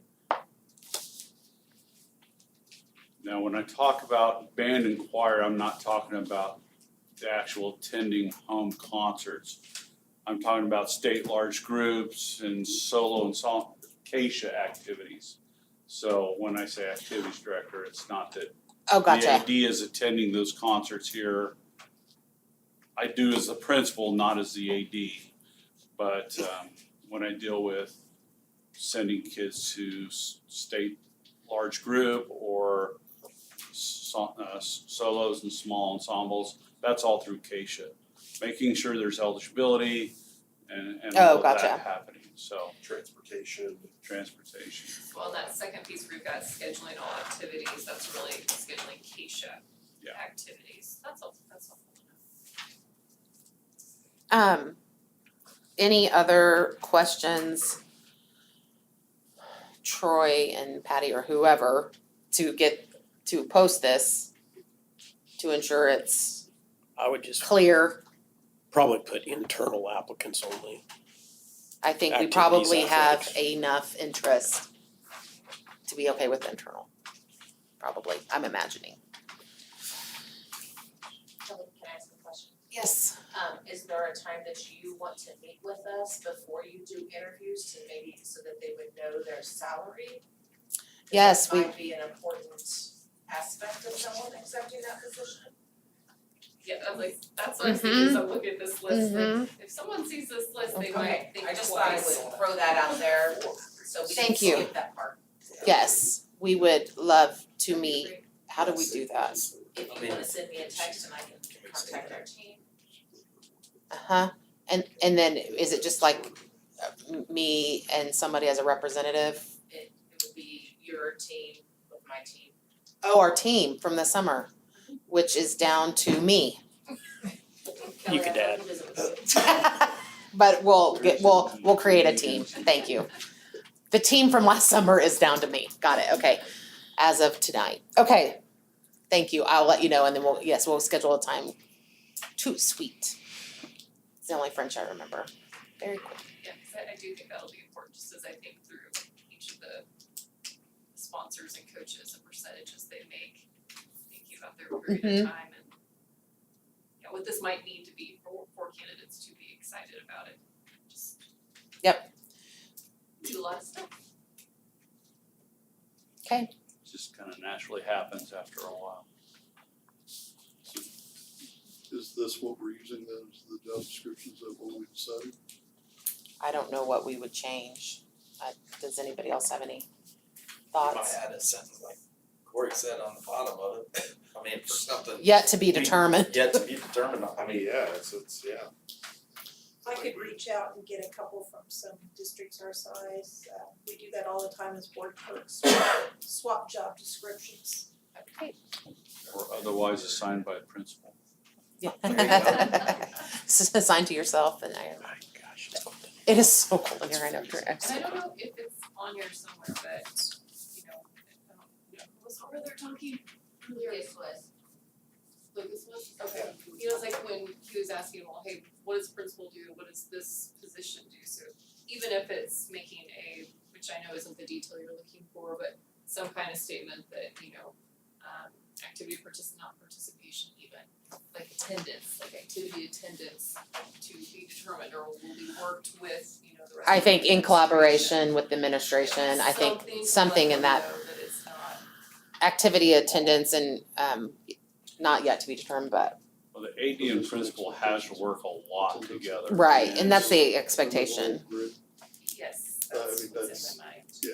And I think that will happen naturally. I'm assuming we'll pick a leader along with our leader or new principal that will create that. They'll have to. Okay, so, and then I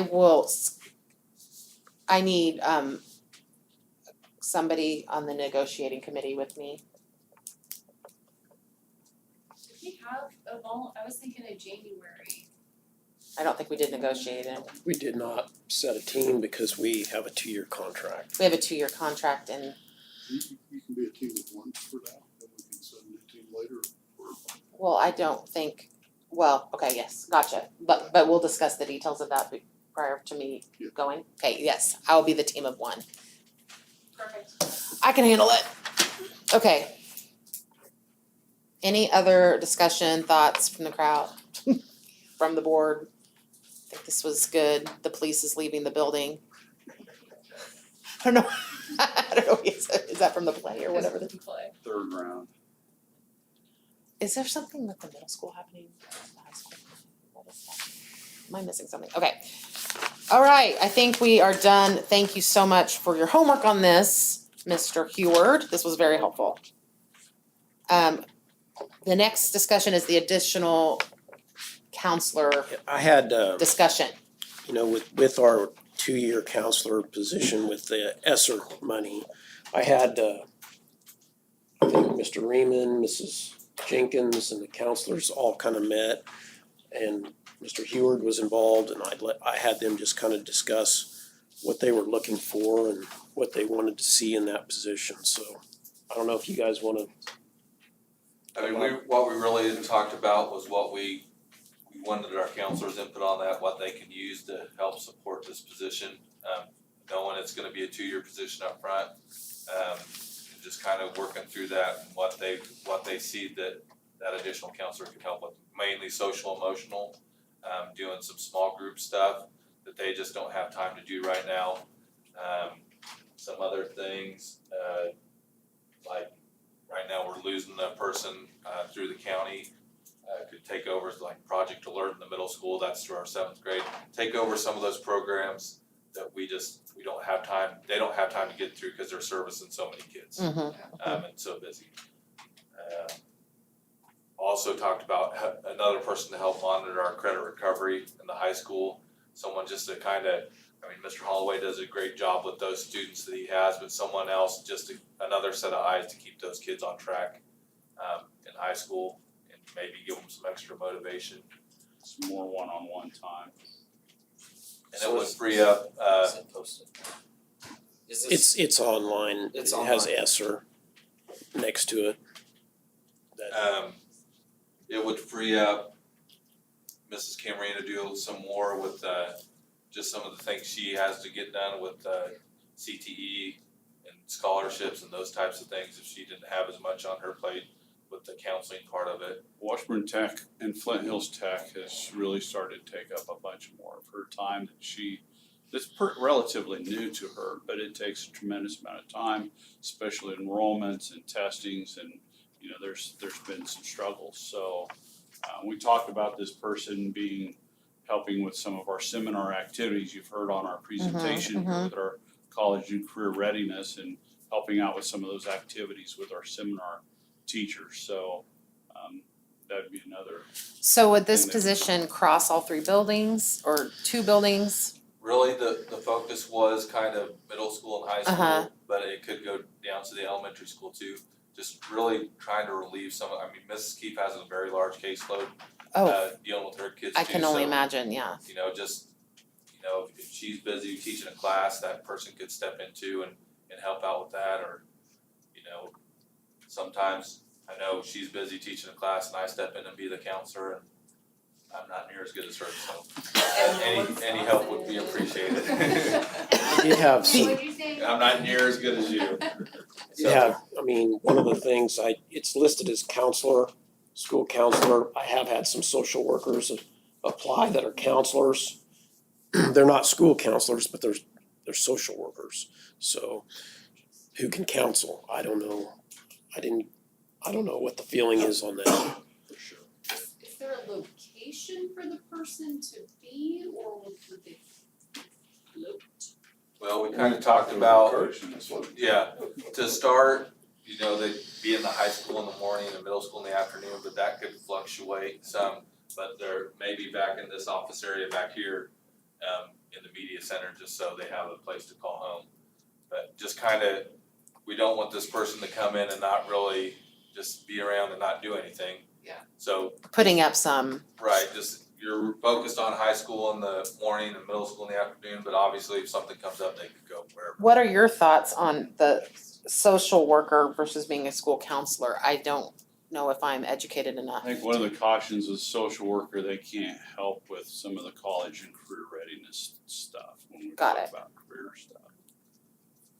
Have we had any, I guess, do we ask that? Never mind. I was gonna say, do I have any applicants? Can we ask that? Yeah, I mean. But yeah, social we- worker, right? We have both. We've had both. Okay, good. Okay. I think that sounds like a good plan. Mrs. Keefe, did we miss anything? One of the things that Mrs. Camarina brought up was that, like our rate of students our rate of students in its middle school and high school, with suicidal ideation has just like skyrocketed. And so one of the things that she discussed is this person possibly, all of us working together to have more of like a procedure that we go through to help this student, and then maybe they are kind of a specialty in that. Where we would, if there was a kid that did have suicidal ideation, they would assist with going through that process. Cause sometimes what happens is maybe a parent can't transport them, maybe a parent isn't supportive in transporting them, and so we either have to transport them to down here to Crosswinds or even up to like Stormontville West. And so that was one of the things that was talked about. As far as like social worker versus school counselor, a lot of times a social worker is does focus more on finding like community resources to like work with families, like with a family, whereas like my job mostly is just working with the kid. So social workers do get a lot more training on going out and working with the families specifically and helping them, you know, with whatever needs that they. But they're, got it, their specialty. They are able to like give therapy services, like counseling sessions and stuff like that. They may not be as trained at like teaching a class, but Right. if they're able to do it. Like for instance, Emily Hurla teaches Project Alert. She's a social worker, but she's still able to do things like that. So they are kind of more specialized in that area. Okay, thank you. And we talked about small groups too, you know, if there were some small groups that were developed, that, you know. That might be Kids awesome. So was there a Same. feeling, the feeling was I think the feeling was counselor versus social worker. Overall. Okay. So what's our timeline on this? Sounds like we have some applicants, so that's good. we would wanna get moving on that, So hopefully by the next meeting you might have a recommendation. I Maybe? would think. Okay. Yeah, I appreciate this conversation, cause didn't want them to come in and then not be used as much as possible, just knowing how busy our current counselors are. So I do like the idea of having programs or very specific things that they can own, and you know, our other counselors can We just gotta remember it's a 2-year thing and it's trying to get over this COVID stuff and, you know. Right, and I think we have to be upfront with the. My question is could we not make this more than a 2-year thing and cover for another counselor for the number of kids that we have? That's up to you. I'm just throwing, yeah. You know what, I think I'm it's gonna be just- so successful that we're gonna figure it out. That's my goal. Well, My I goal mean, is that we see the benefits so much that we're gonna figure out a way to make it a permanent position. This way to test drive it, see like this. We're able to use the funds to do it and then, Otherwise, well. cause I agree, our per capita needs are way too out of whack, out of balance. Okay, ready to move on to the Three Lakes report, Mr. Peterson. So, we had Three Lakes meeting on Monday night. Carolyn Green was in attendance. She's the new oncoming or onboarding director that will start in July. She attended the meeting with us. We went through several things. We did get a Three Lakes 2022-23 calendar approved. Obviously, that's subject to change depending on what the districts do, but that should be posted. We renewed the Web Kids contract. We approved a draft proposal for the extended school year.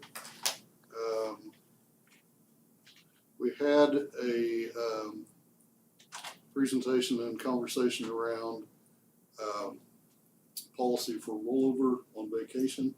There was a setup that they had where we gave them what we approved was a one-time allowing them to roll some days of vacation into their sick leave, and that's for this year only, and then next year it goes to use it or lose it. The language that was in the contract was a little bit vague, and so they were doing it different ways, and we got that squared away going forward. Let's see, what else? We approved getting an air conditioning unit replaced at the office over there. They can use this one. Right. And then we approved raises for the office staff, the paraeducators, and the assistant director. Excellent. Rec report. Summer activities, we got pool will open Saturday, Memorial Day. Lynn and Jordan are doing lifeguard training, WSI training at the end of the month. So we're getting forms from area county lifeguards that are coming in, taking all that training. Letitia DeBon is gonna be the swim coach again, so she had a parent meeting on May 7th. And they'll have a large swim team again this year. They'll start probably first week of June with practice meets. I think it's usually the second or third Saturday of June. And then swim lessons. We've had swim lesson forms out since the end of April. So taking those plus pool rentals already. I think there's at least 4 that I'm aware of that have been scheduled. And then, of course, all the swim passes are on sale and no expiration date on those, so use them if you got them. Other programs, we've got baseball, softball has been practicing. Their season starts the week of May 23rd, and then tournament week will be the week of July 11th. We've got 18 total teams, a little over 200 total kids from 6U to 15U, so preschool program is fantastic. Kindergarten's fantastic. I've got more 6 and under kids and 8 and under kids I know what to do with. So, T-ball, we've got 42 kids signed up for that. So another fun preschool. Got plenty of kids for T-ball this year. So we'll have 5 teams. They'll start games the week of June 6th. I talked with Coach Gantbine. We've got youth football camp set up. It'll be the first week of August this year. Talked with Leslie Harmon. She and the high school golf team are going to do a youth golf camp in July. So we're finalizing that to get all that information out to everybody. So plus we'll have 7-on-7 football tournament July 16th. So it'll be fun summer. That's really about it. All right. Administrative reports. Mr. Heward, you get to go first. Okay, last day of seniors was today. It was Friday. what? Friday. It's Friday. Today was the last day. It's Friday. I'm gonna have them come back on Friday, but today was their last day. They do come back on Friday, for their last time at school, their last time. They'll come back at 10 o'clock. Mrs. Paul always has the seniors do a little stroll down the elementary and the kids come out and kind of become a little tradition for the graduates and the elementary. So that is 10 o'clock. We'll have a 10:15 practice and we'll go as long as we get it done. I have 11 o'clock cookout with the seniors and the staff, and then they are officially done at that point. Regional, as you heard, regional debate, forensics or state forensics was done. They've had a fantastic season. I've probably the largest group of forensics kids I've seen since I've been here. So Dustin's done a great job with them. Regional and state dates are all on the calendar. Too many to, they're all on there. So they're coming up Monday and Tuesday and next couple weeks. Graduation, baccalaureate is on May 14th, 7 o'clock at the Twin Lakes Four Square Church. It's up here where 56 and 31 meet. That's at 7 o'clock on the 14th. Obviously then graduation's at 2 o'clock at Richard Homewood Gym. I have Todd and Kelly, correct? Handing out diplomas. One of the Keisha updates, I need to get a little input from you guys if I can. There is a classification proposal that Keisha wants boards to be aware of, and then to have your input on how to vote. Yes. Vote yes. Okay. That is the answer. Just kidding. Anybody else have an opinion? Do you have enough information? Do you want any more information about it? Vote you know yes. what I'm talking about? It really only affects 11 of the 28 schools the private schools that were, After that sub-state I just went through in basketball this year, vote yes. Vote yes. Okay, the ballot's on my desk. I will send it in that way. I feel like League-wise, you saw the baby league steps. dues on there, and it's $2,000. I want to explain that just a little bit. This has been kind of coming over the last 3-4 years. Just kind of like when you gave me money for our activities account, just the income was so poor. Our league really depends on our basketball tournament every year. And obviously, it's done very poor. Then last year, it didn't do very well again. And so we've been able to survive on a little bit at a time, but really we're down to, I think, $84 in our league account. And so we really had to bump that up, and hopefully that if that basketball tournament takes over again, then that will go away. Because we had several years with no league dues, and that's the league goal, is to have that tournament so there's no league dues. But So are we talking about the tournament at Emporia? yes, Just the base- basketball tournament. The attendance there was so Yes. low that it didn't, got it. So now that one every- COVID year only, I think we could have 2 participants. At that point, we got, in December, there was, nobody could come to ball games. And then in January, we could only have 2. And then later in January, I think we picked it up to 4. Right. And then So this is carryover from 20. yes, so it's just dwindled over the last 3 years, really. So that's why it's such a high league due. One of the other things the league's talking about, and it's another revenue thing, but charging gates at baseball, softball games. Obviously, I won't be here, but baseball, softball is really, I spend. And track, people do it at track. They start doing it at track now. No. The thing about baseball, softball, I spend probably it's, I think, $380 a night. It's more than that. It's $150 per baseball official, that's $300, and $120 for softball, so it's $240. And that's how much I spend on officials that night with no income. So once again, I'm relying on basketball and football season gates to take and to do that. We've increased costs with track starters, things like that. So the reason the league's bringing it up is because some of their boards haven't been supported like you guys have, and supplemented the account when needed.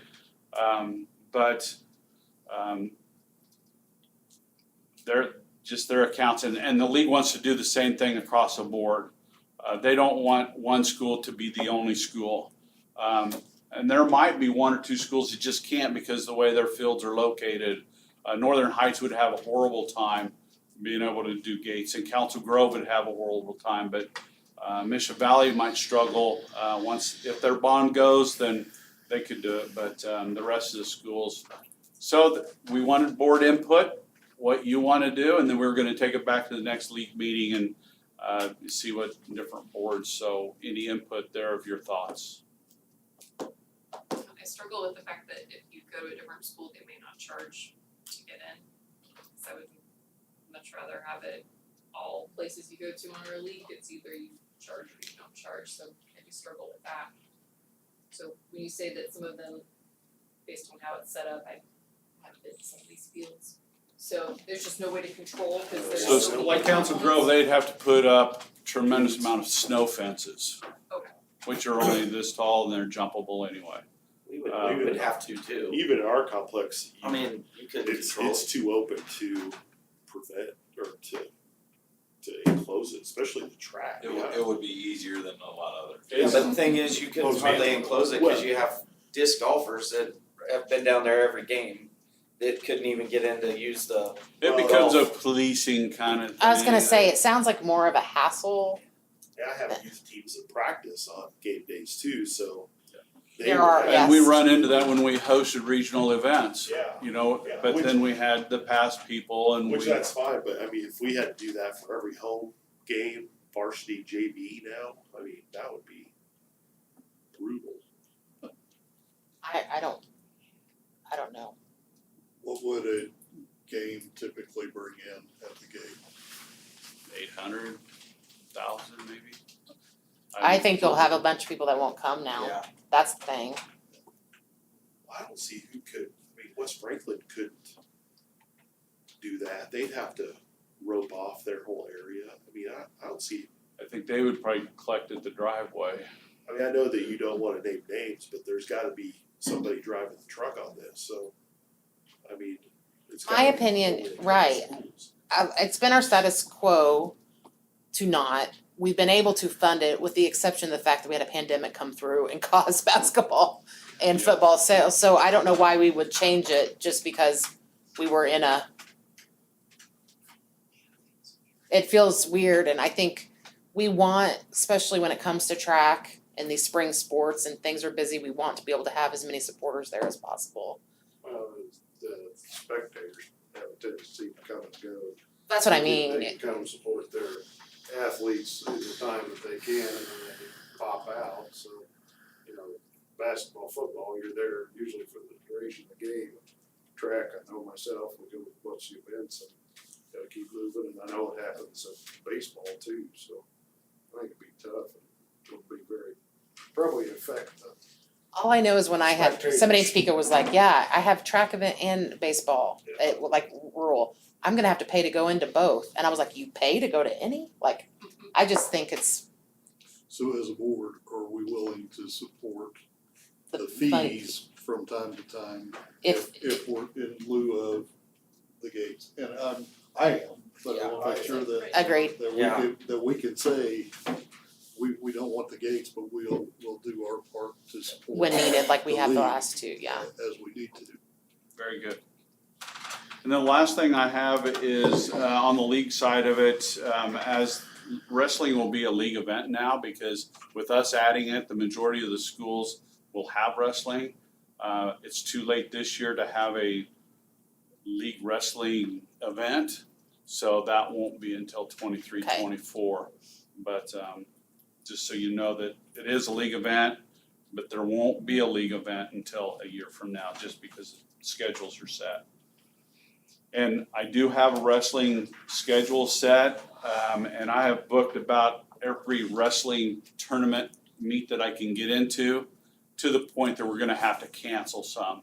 But I didn't wanna leave holes, I didn't wanna leave, I wanted to overbook, and then it's easier to back off than to find things Thank at the you. last minute, so the new person can straighten out that mess. That's all I have. Mrs. Paul, do you wanna go next? We had field day yesterday, it was very, very hot, but I wanna commend, Mr. Tice, he did a great job organizing all the events, and thank goodness to all the helpers.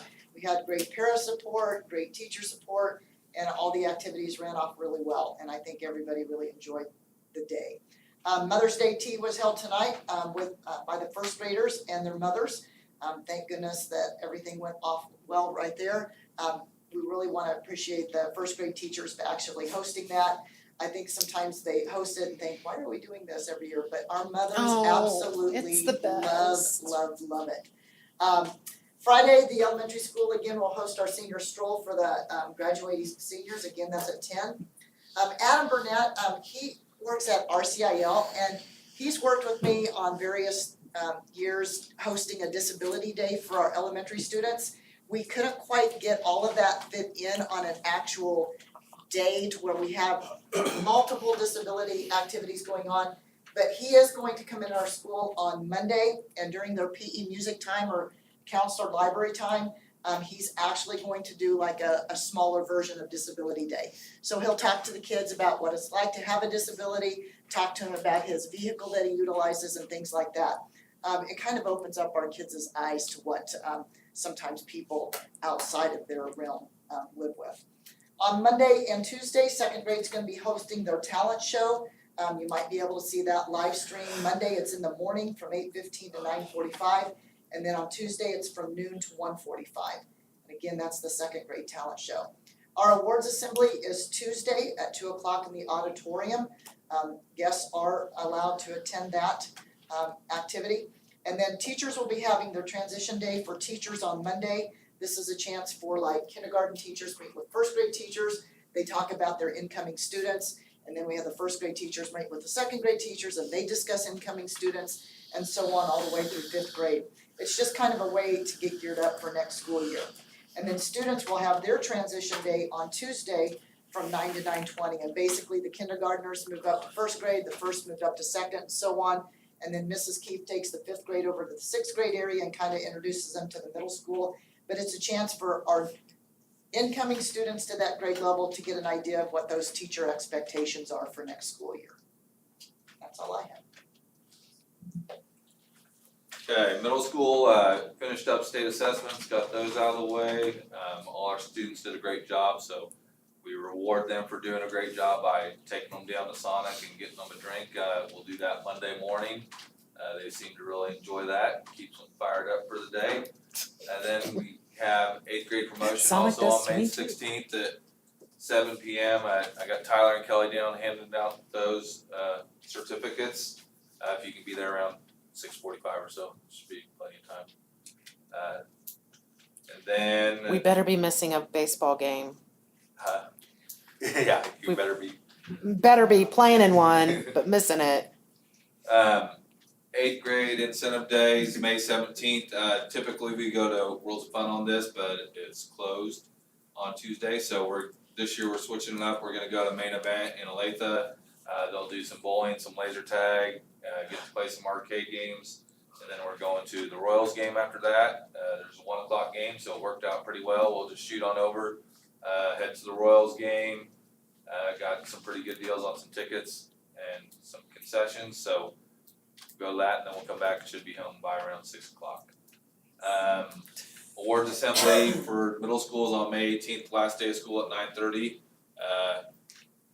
Typically we have a little sooner, but since our hours we need to go a little longer, we wanted to have a good incentive for our eighth graders to come. So we put the awards assembly on the last day, so they would come and get their awards. So it'll be a pretty easy day for them. Last day of school for everyone is May 18th, so dismissed at 11:30. Our track team finished up their season yesterday. 8th grade boys and girls both finished in first place at the league meet, and 7th grade girls finished in third, and 7th grade boys in fourth. So they all had a great season. Did a lot of good things throughout the year.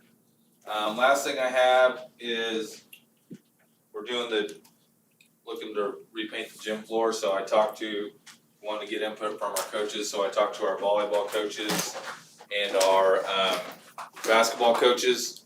And so this is kind of the design, and I'll pass this around once I show you. So couple of different options I went over with them. The first one is with the Indian head, which was their first choice, all their first choice. And their second choice was a larger OC similar to what we have now.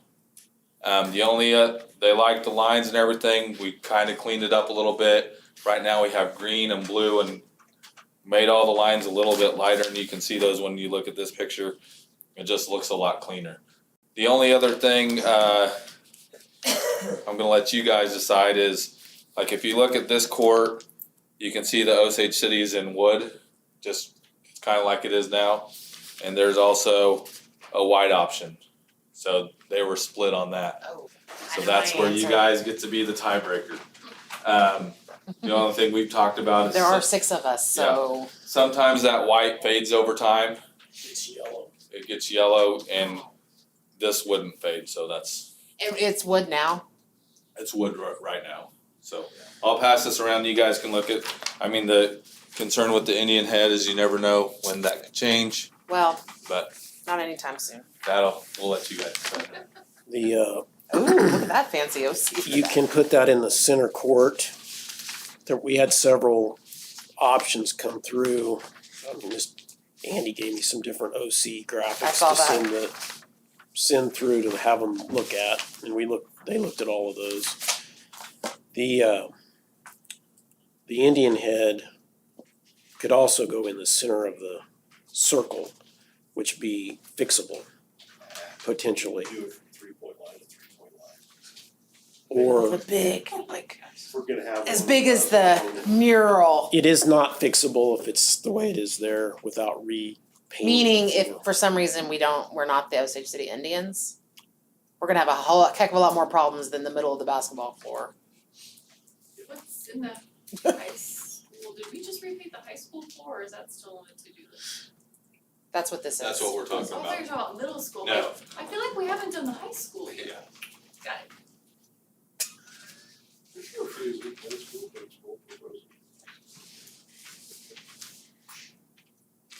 So there's some interesting OCs back there. Yeah.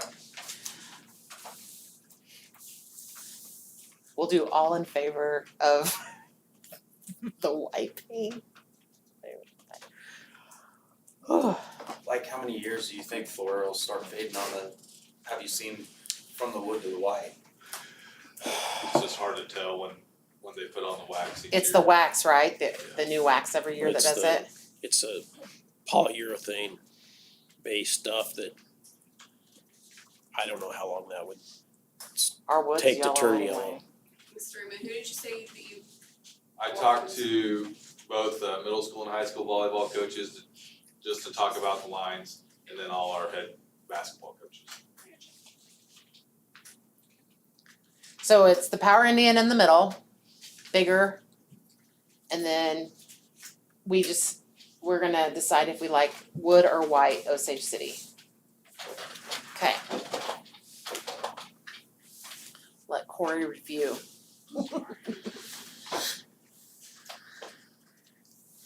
All right, Corey, wood or white? This is gonna be exciting. I prefer the wood myself. Dave. Wood. Kat, Like the wood. I don't have perfect. wood. What wins? Wow, it's the easiest decision we've made in 2.5 years. Can please bring me more flooring options. Well, I'm getting ready to do my basement. I'm even better at that, Mr. Raymond. Okay, That's all I have. all right, thank you. Okay, let me pull up my words here. I move we go into executive session to discuss potential certified positions, classified positions, supplemental positions, and administrative positions pursuant to the non-elected personnel exception under coma, and the open meeting will resume in the boardroom at 9:35 with the administration present. Second. I Thank you.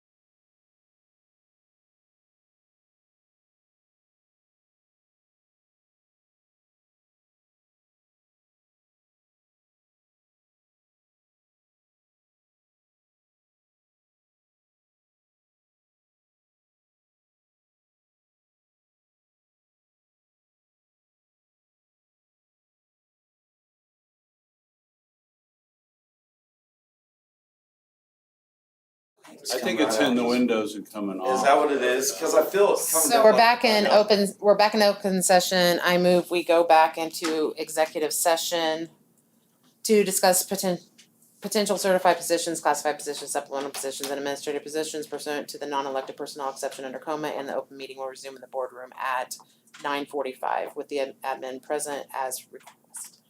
Second, Thank you, Patty.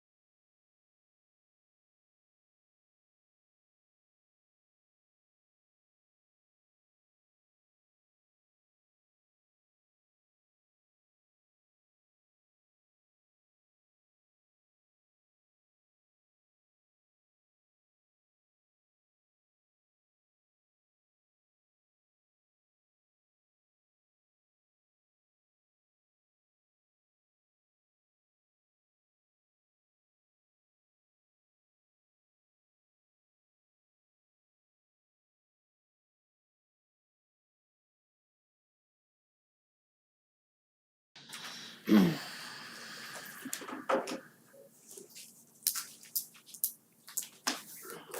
know, I think, yeah, okay, yes, I think I'm good, I'm doing good.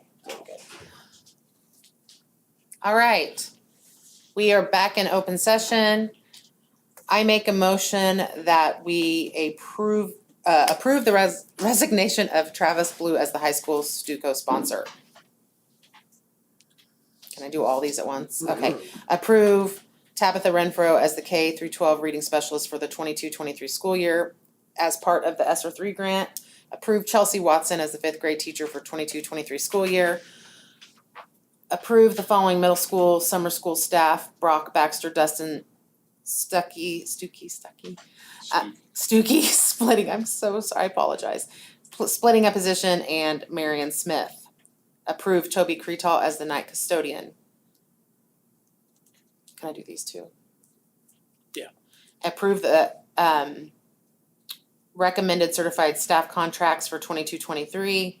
Approve the recommended classified at-will agreements for 22-23. Second. Aye. Thank you. I move we go into executive session to discuss confidential student information pursuant to the exception relating to actions adversely or favorably affecting a student under coma. Adversely or favorably. An open meeting will resume in the boardroom at 9:55 with admin present. Second. Aye.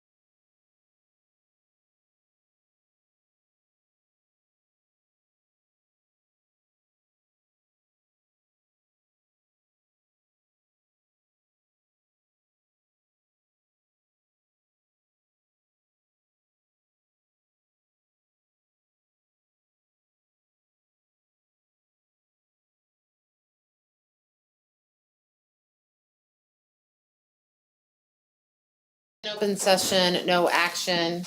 I move we go back into an executive session to discuss administrative positions pursuant to the non-elected personnel exception under coma, and the open meeting will resume in the boardroom at 10:01 without the admin present.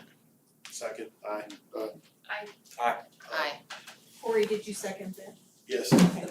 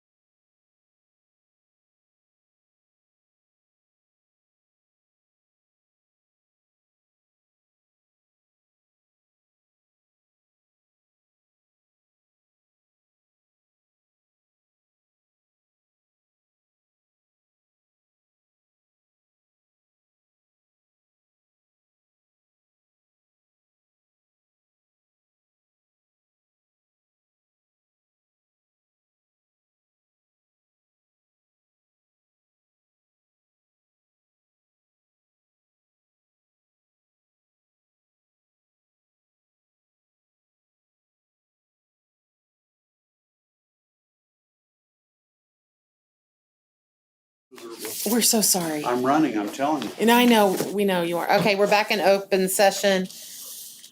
I move we go into executive session, oh, no action taken. I move we go back into executive session to discuss certified positions pursuant to the non-elected personnel exception under COMA, and the open meeting will resume in the boardroom in 5 minutes at 10:08 with the admin present. Second. Aye. So you tell me to get up again, I was.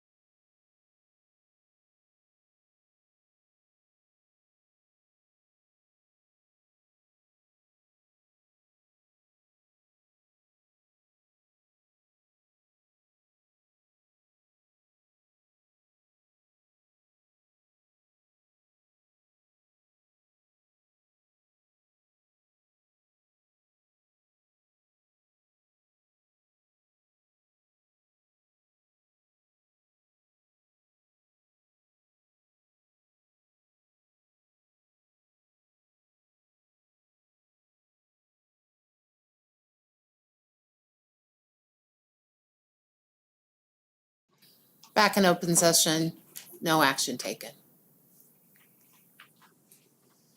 Move to adjourn. Second, aye.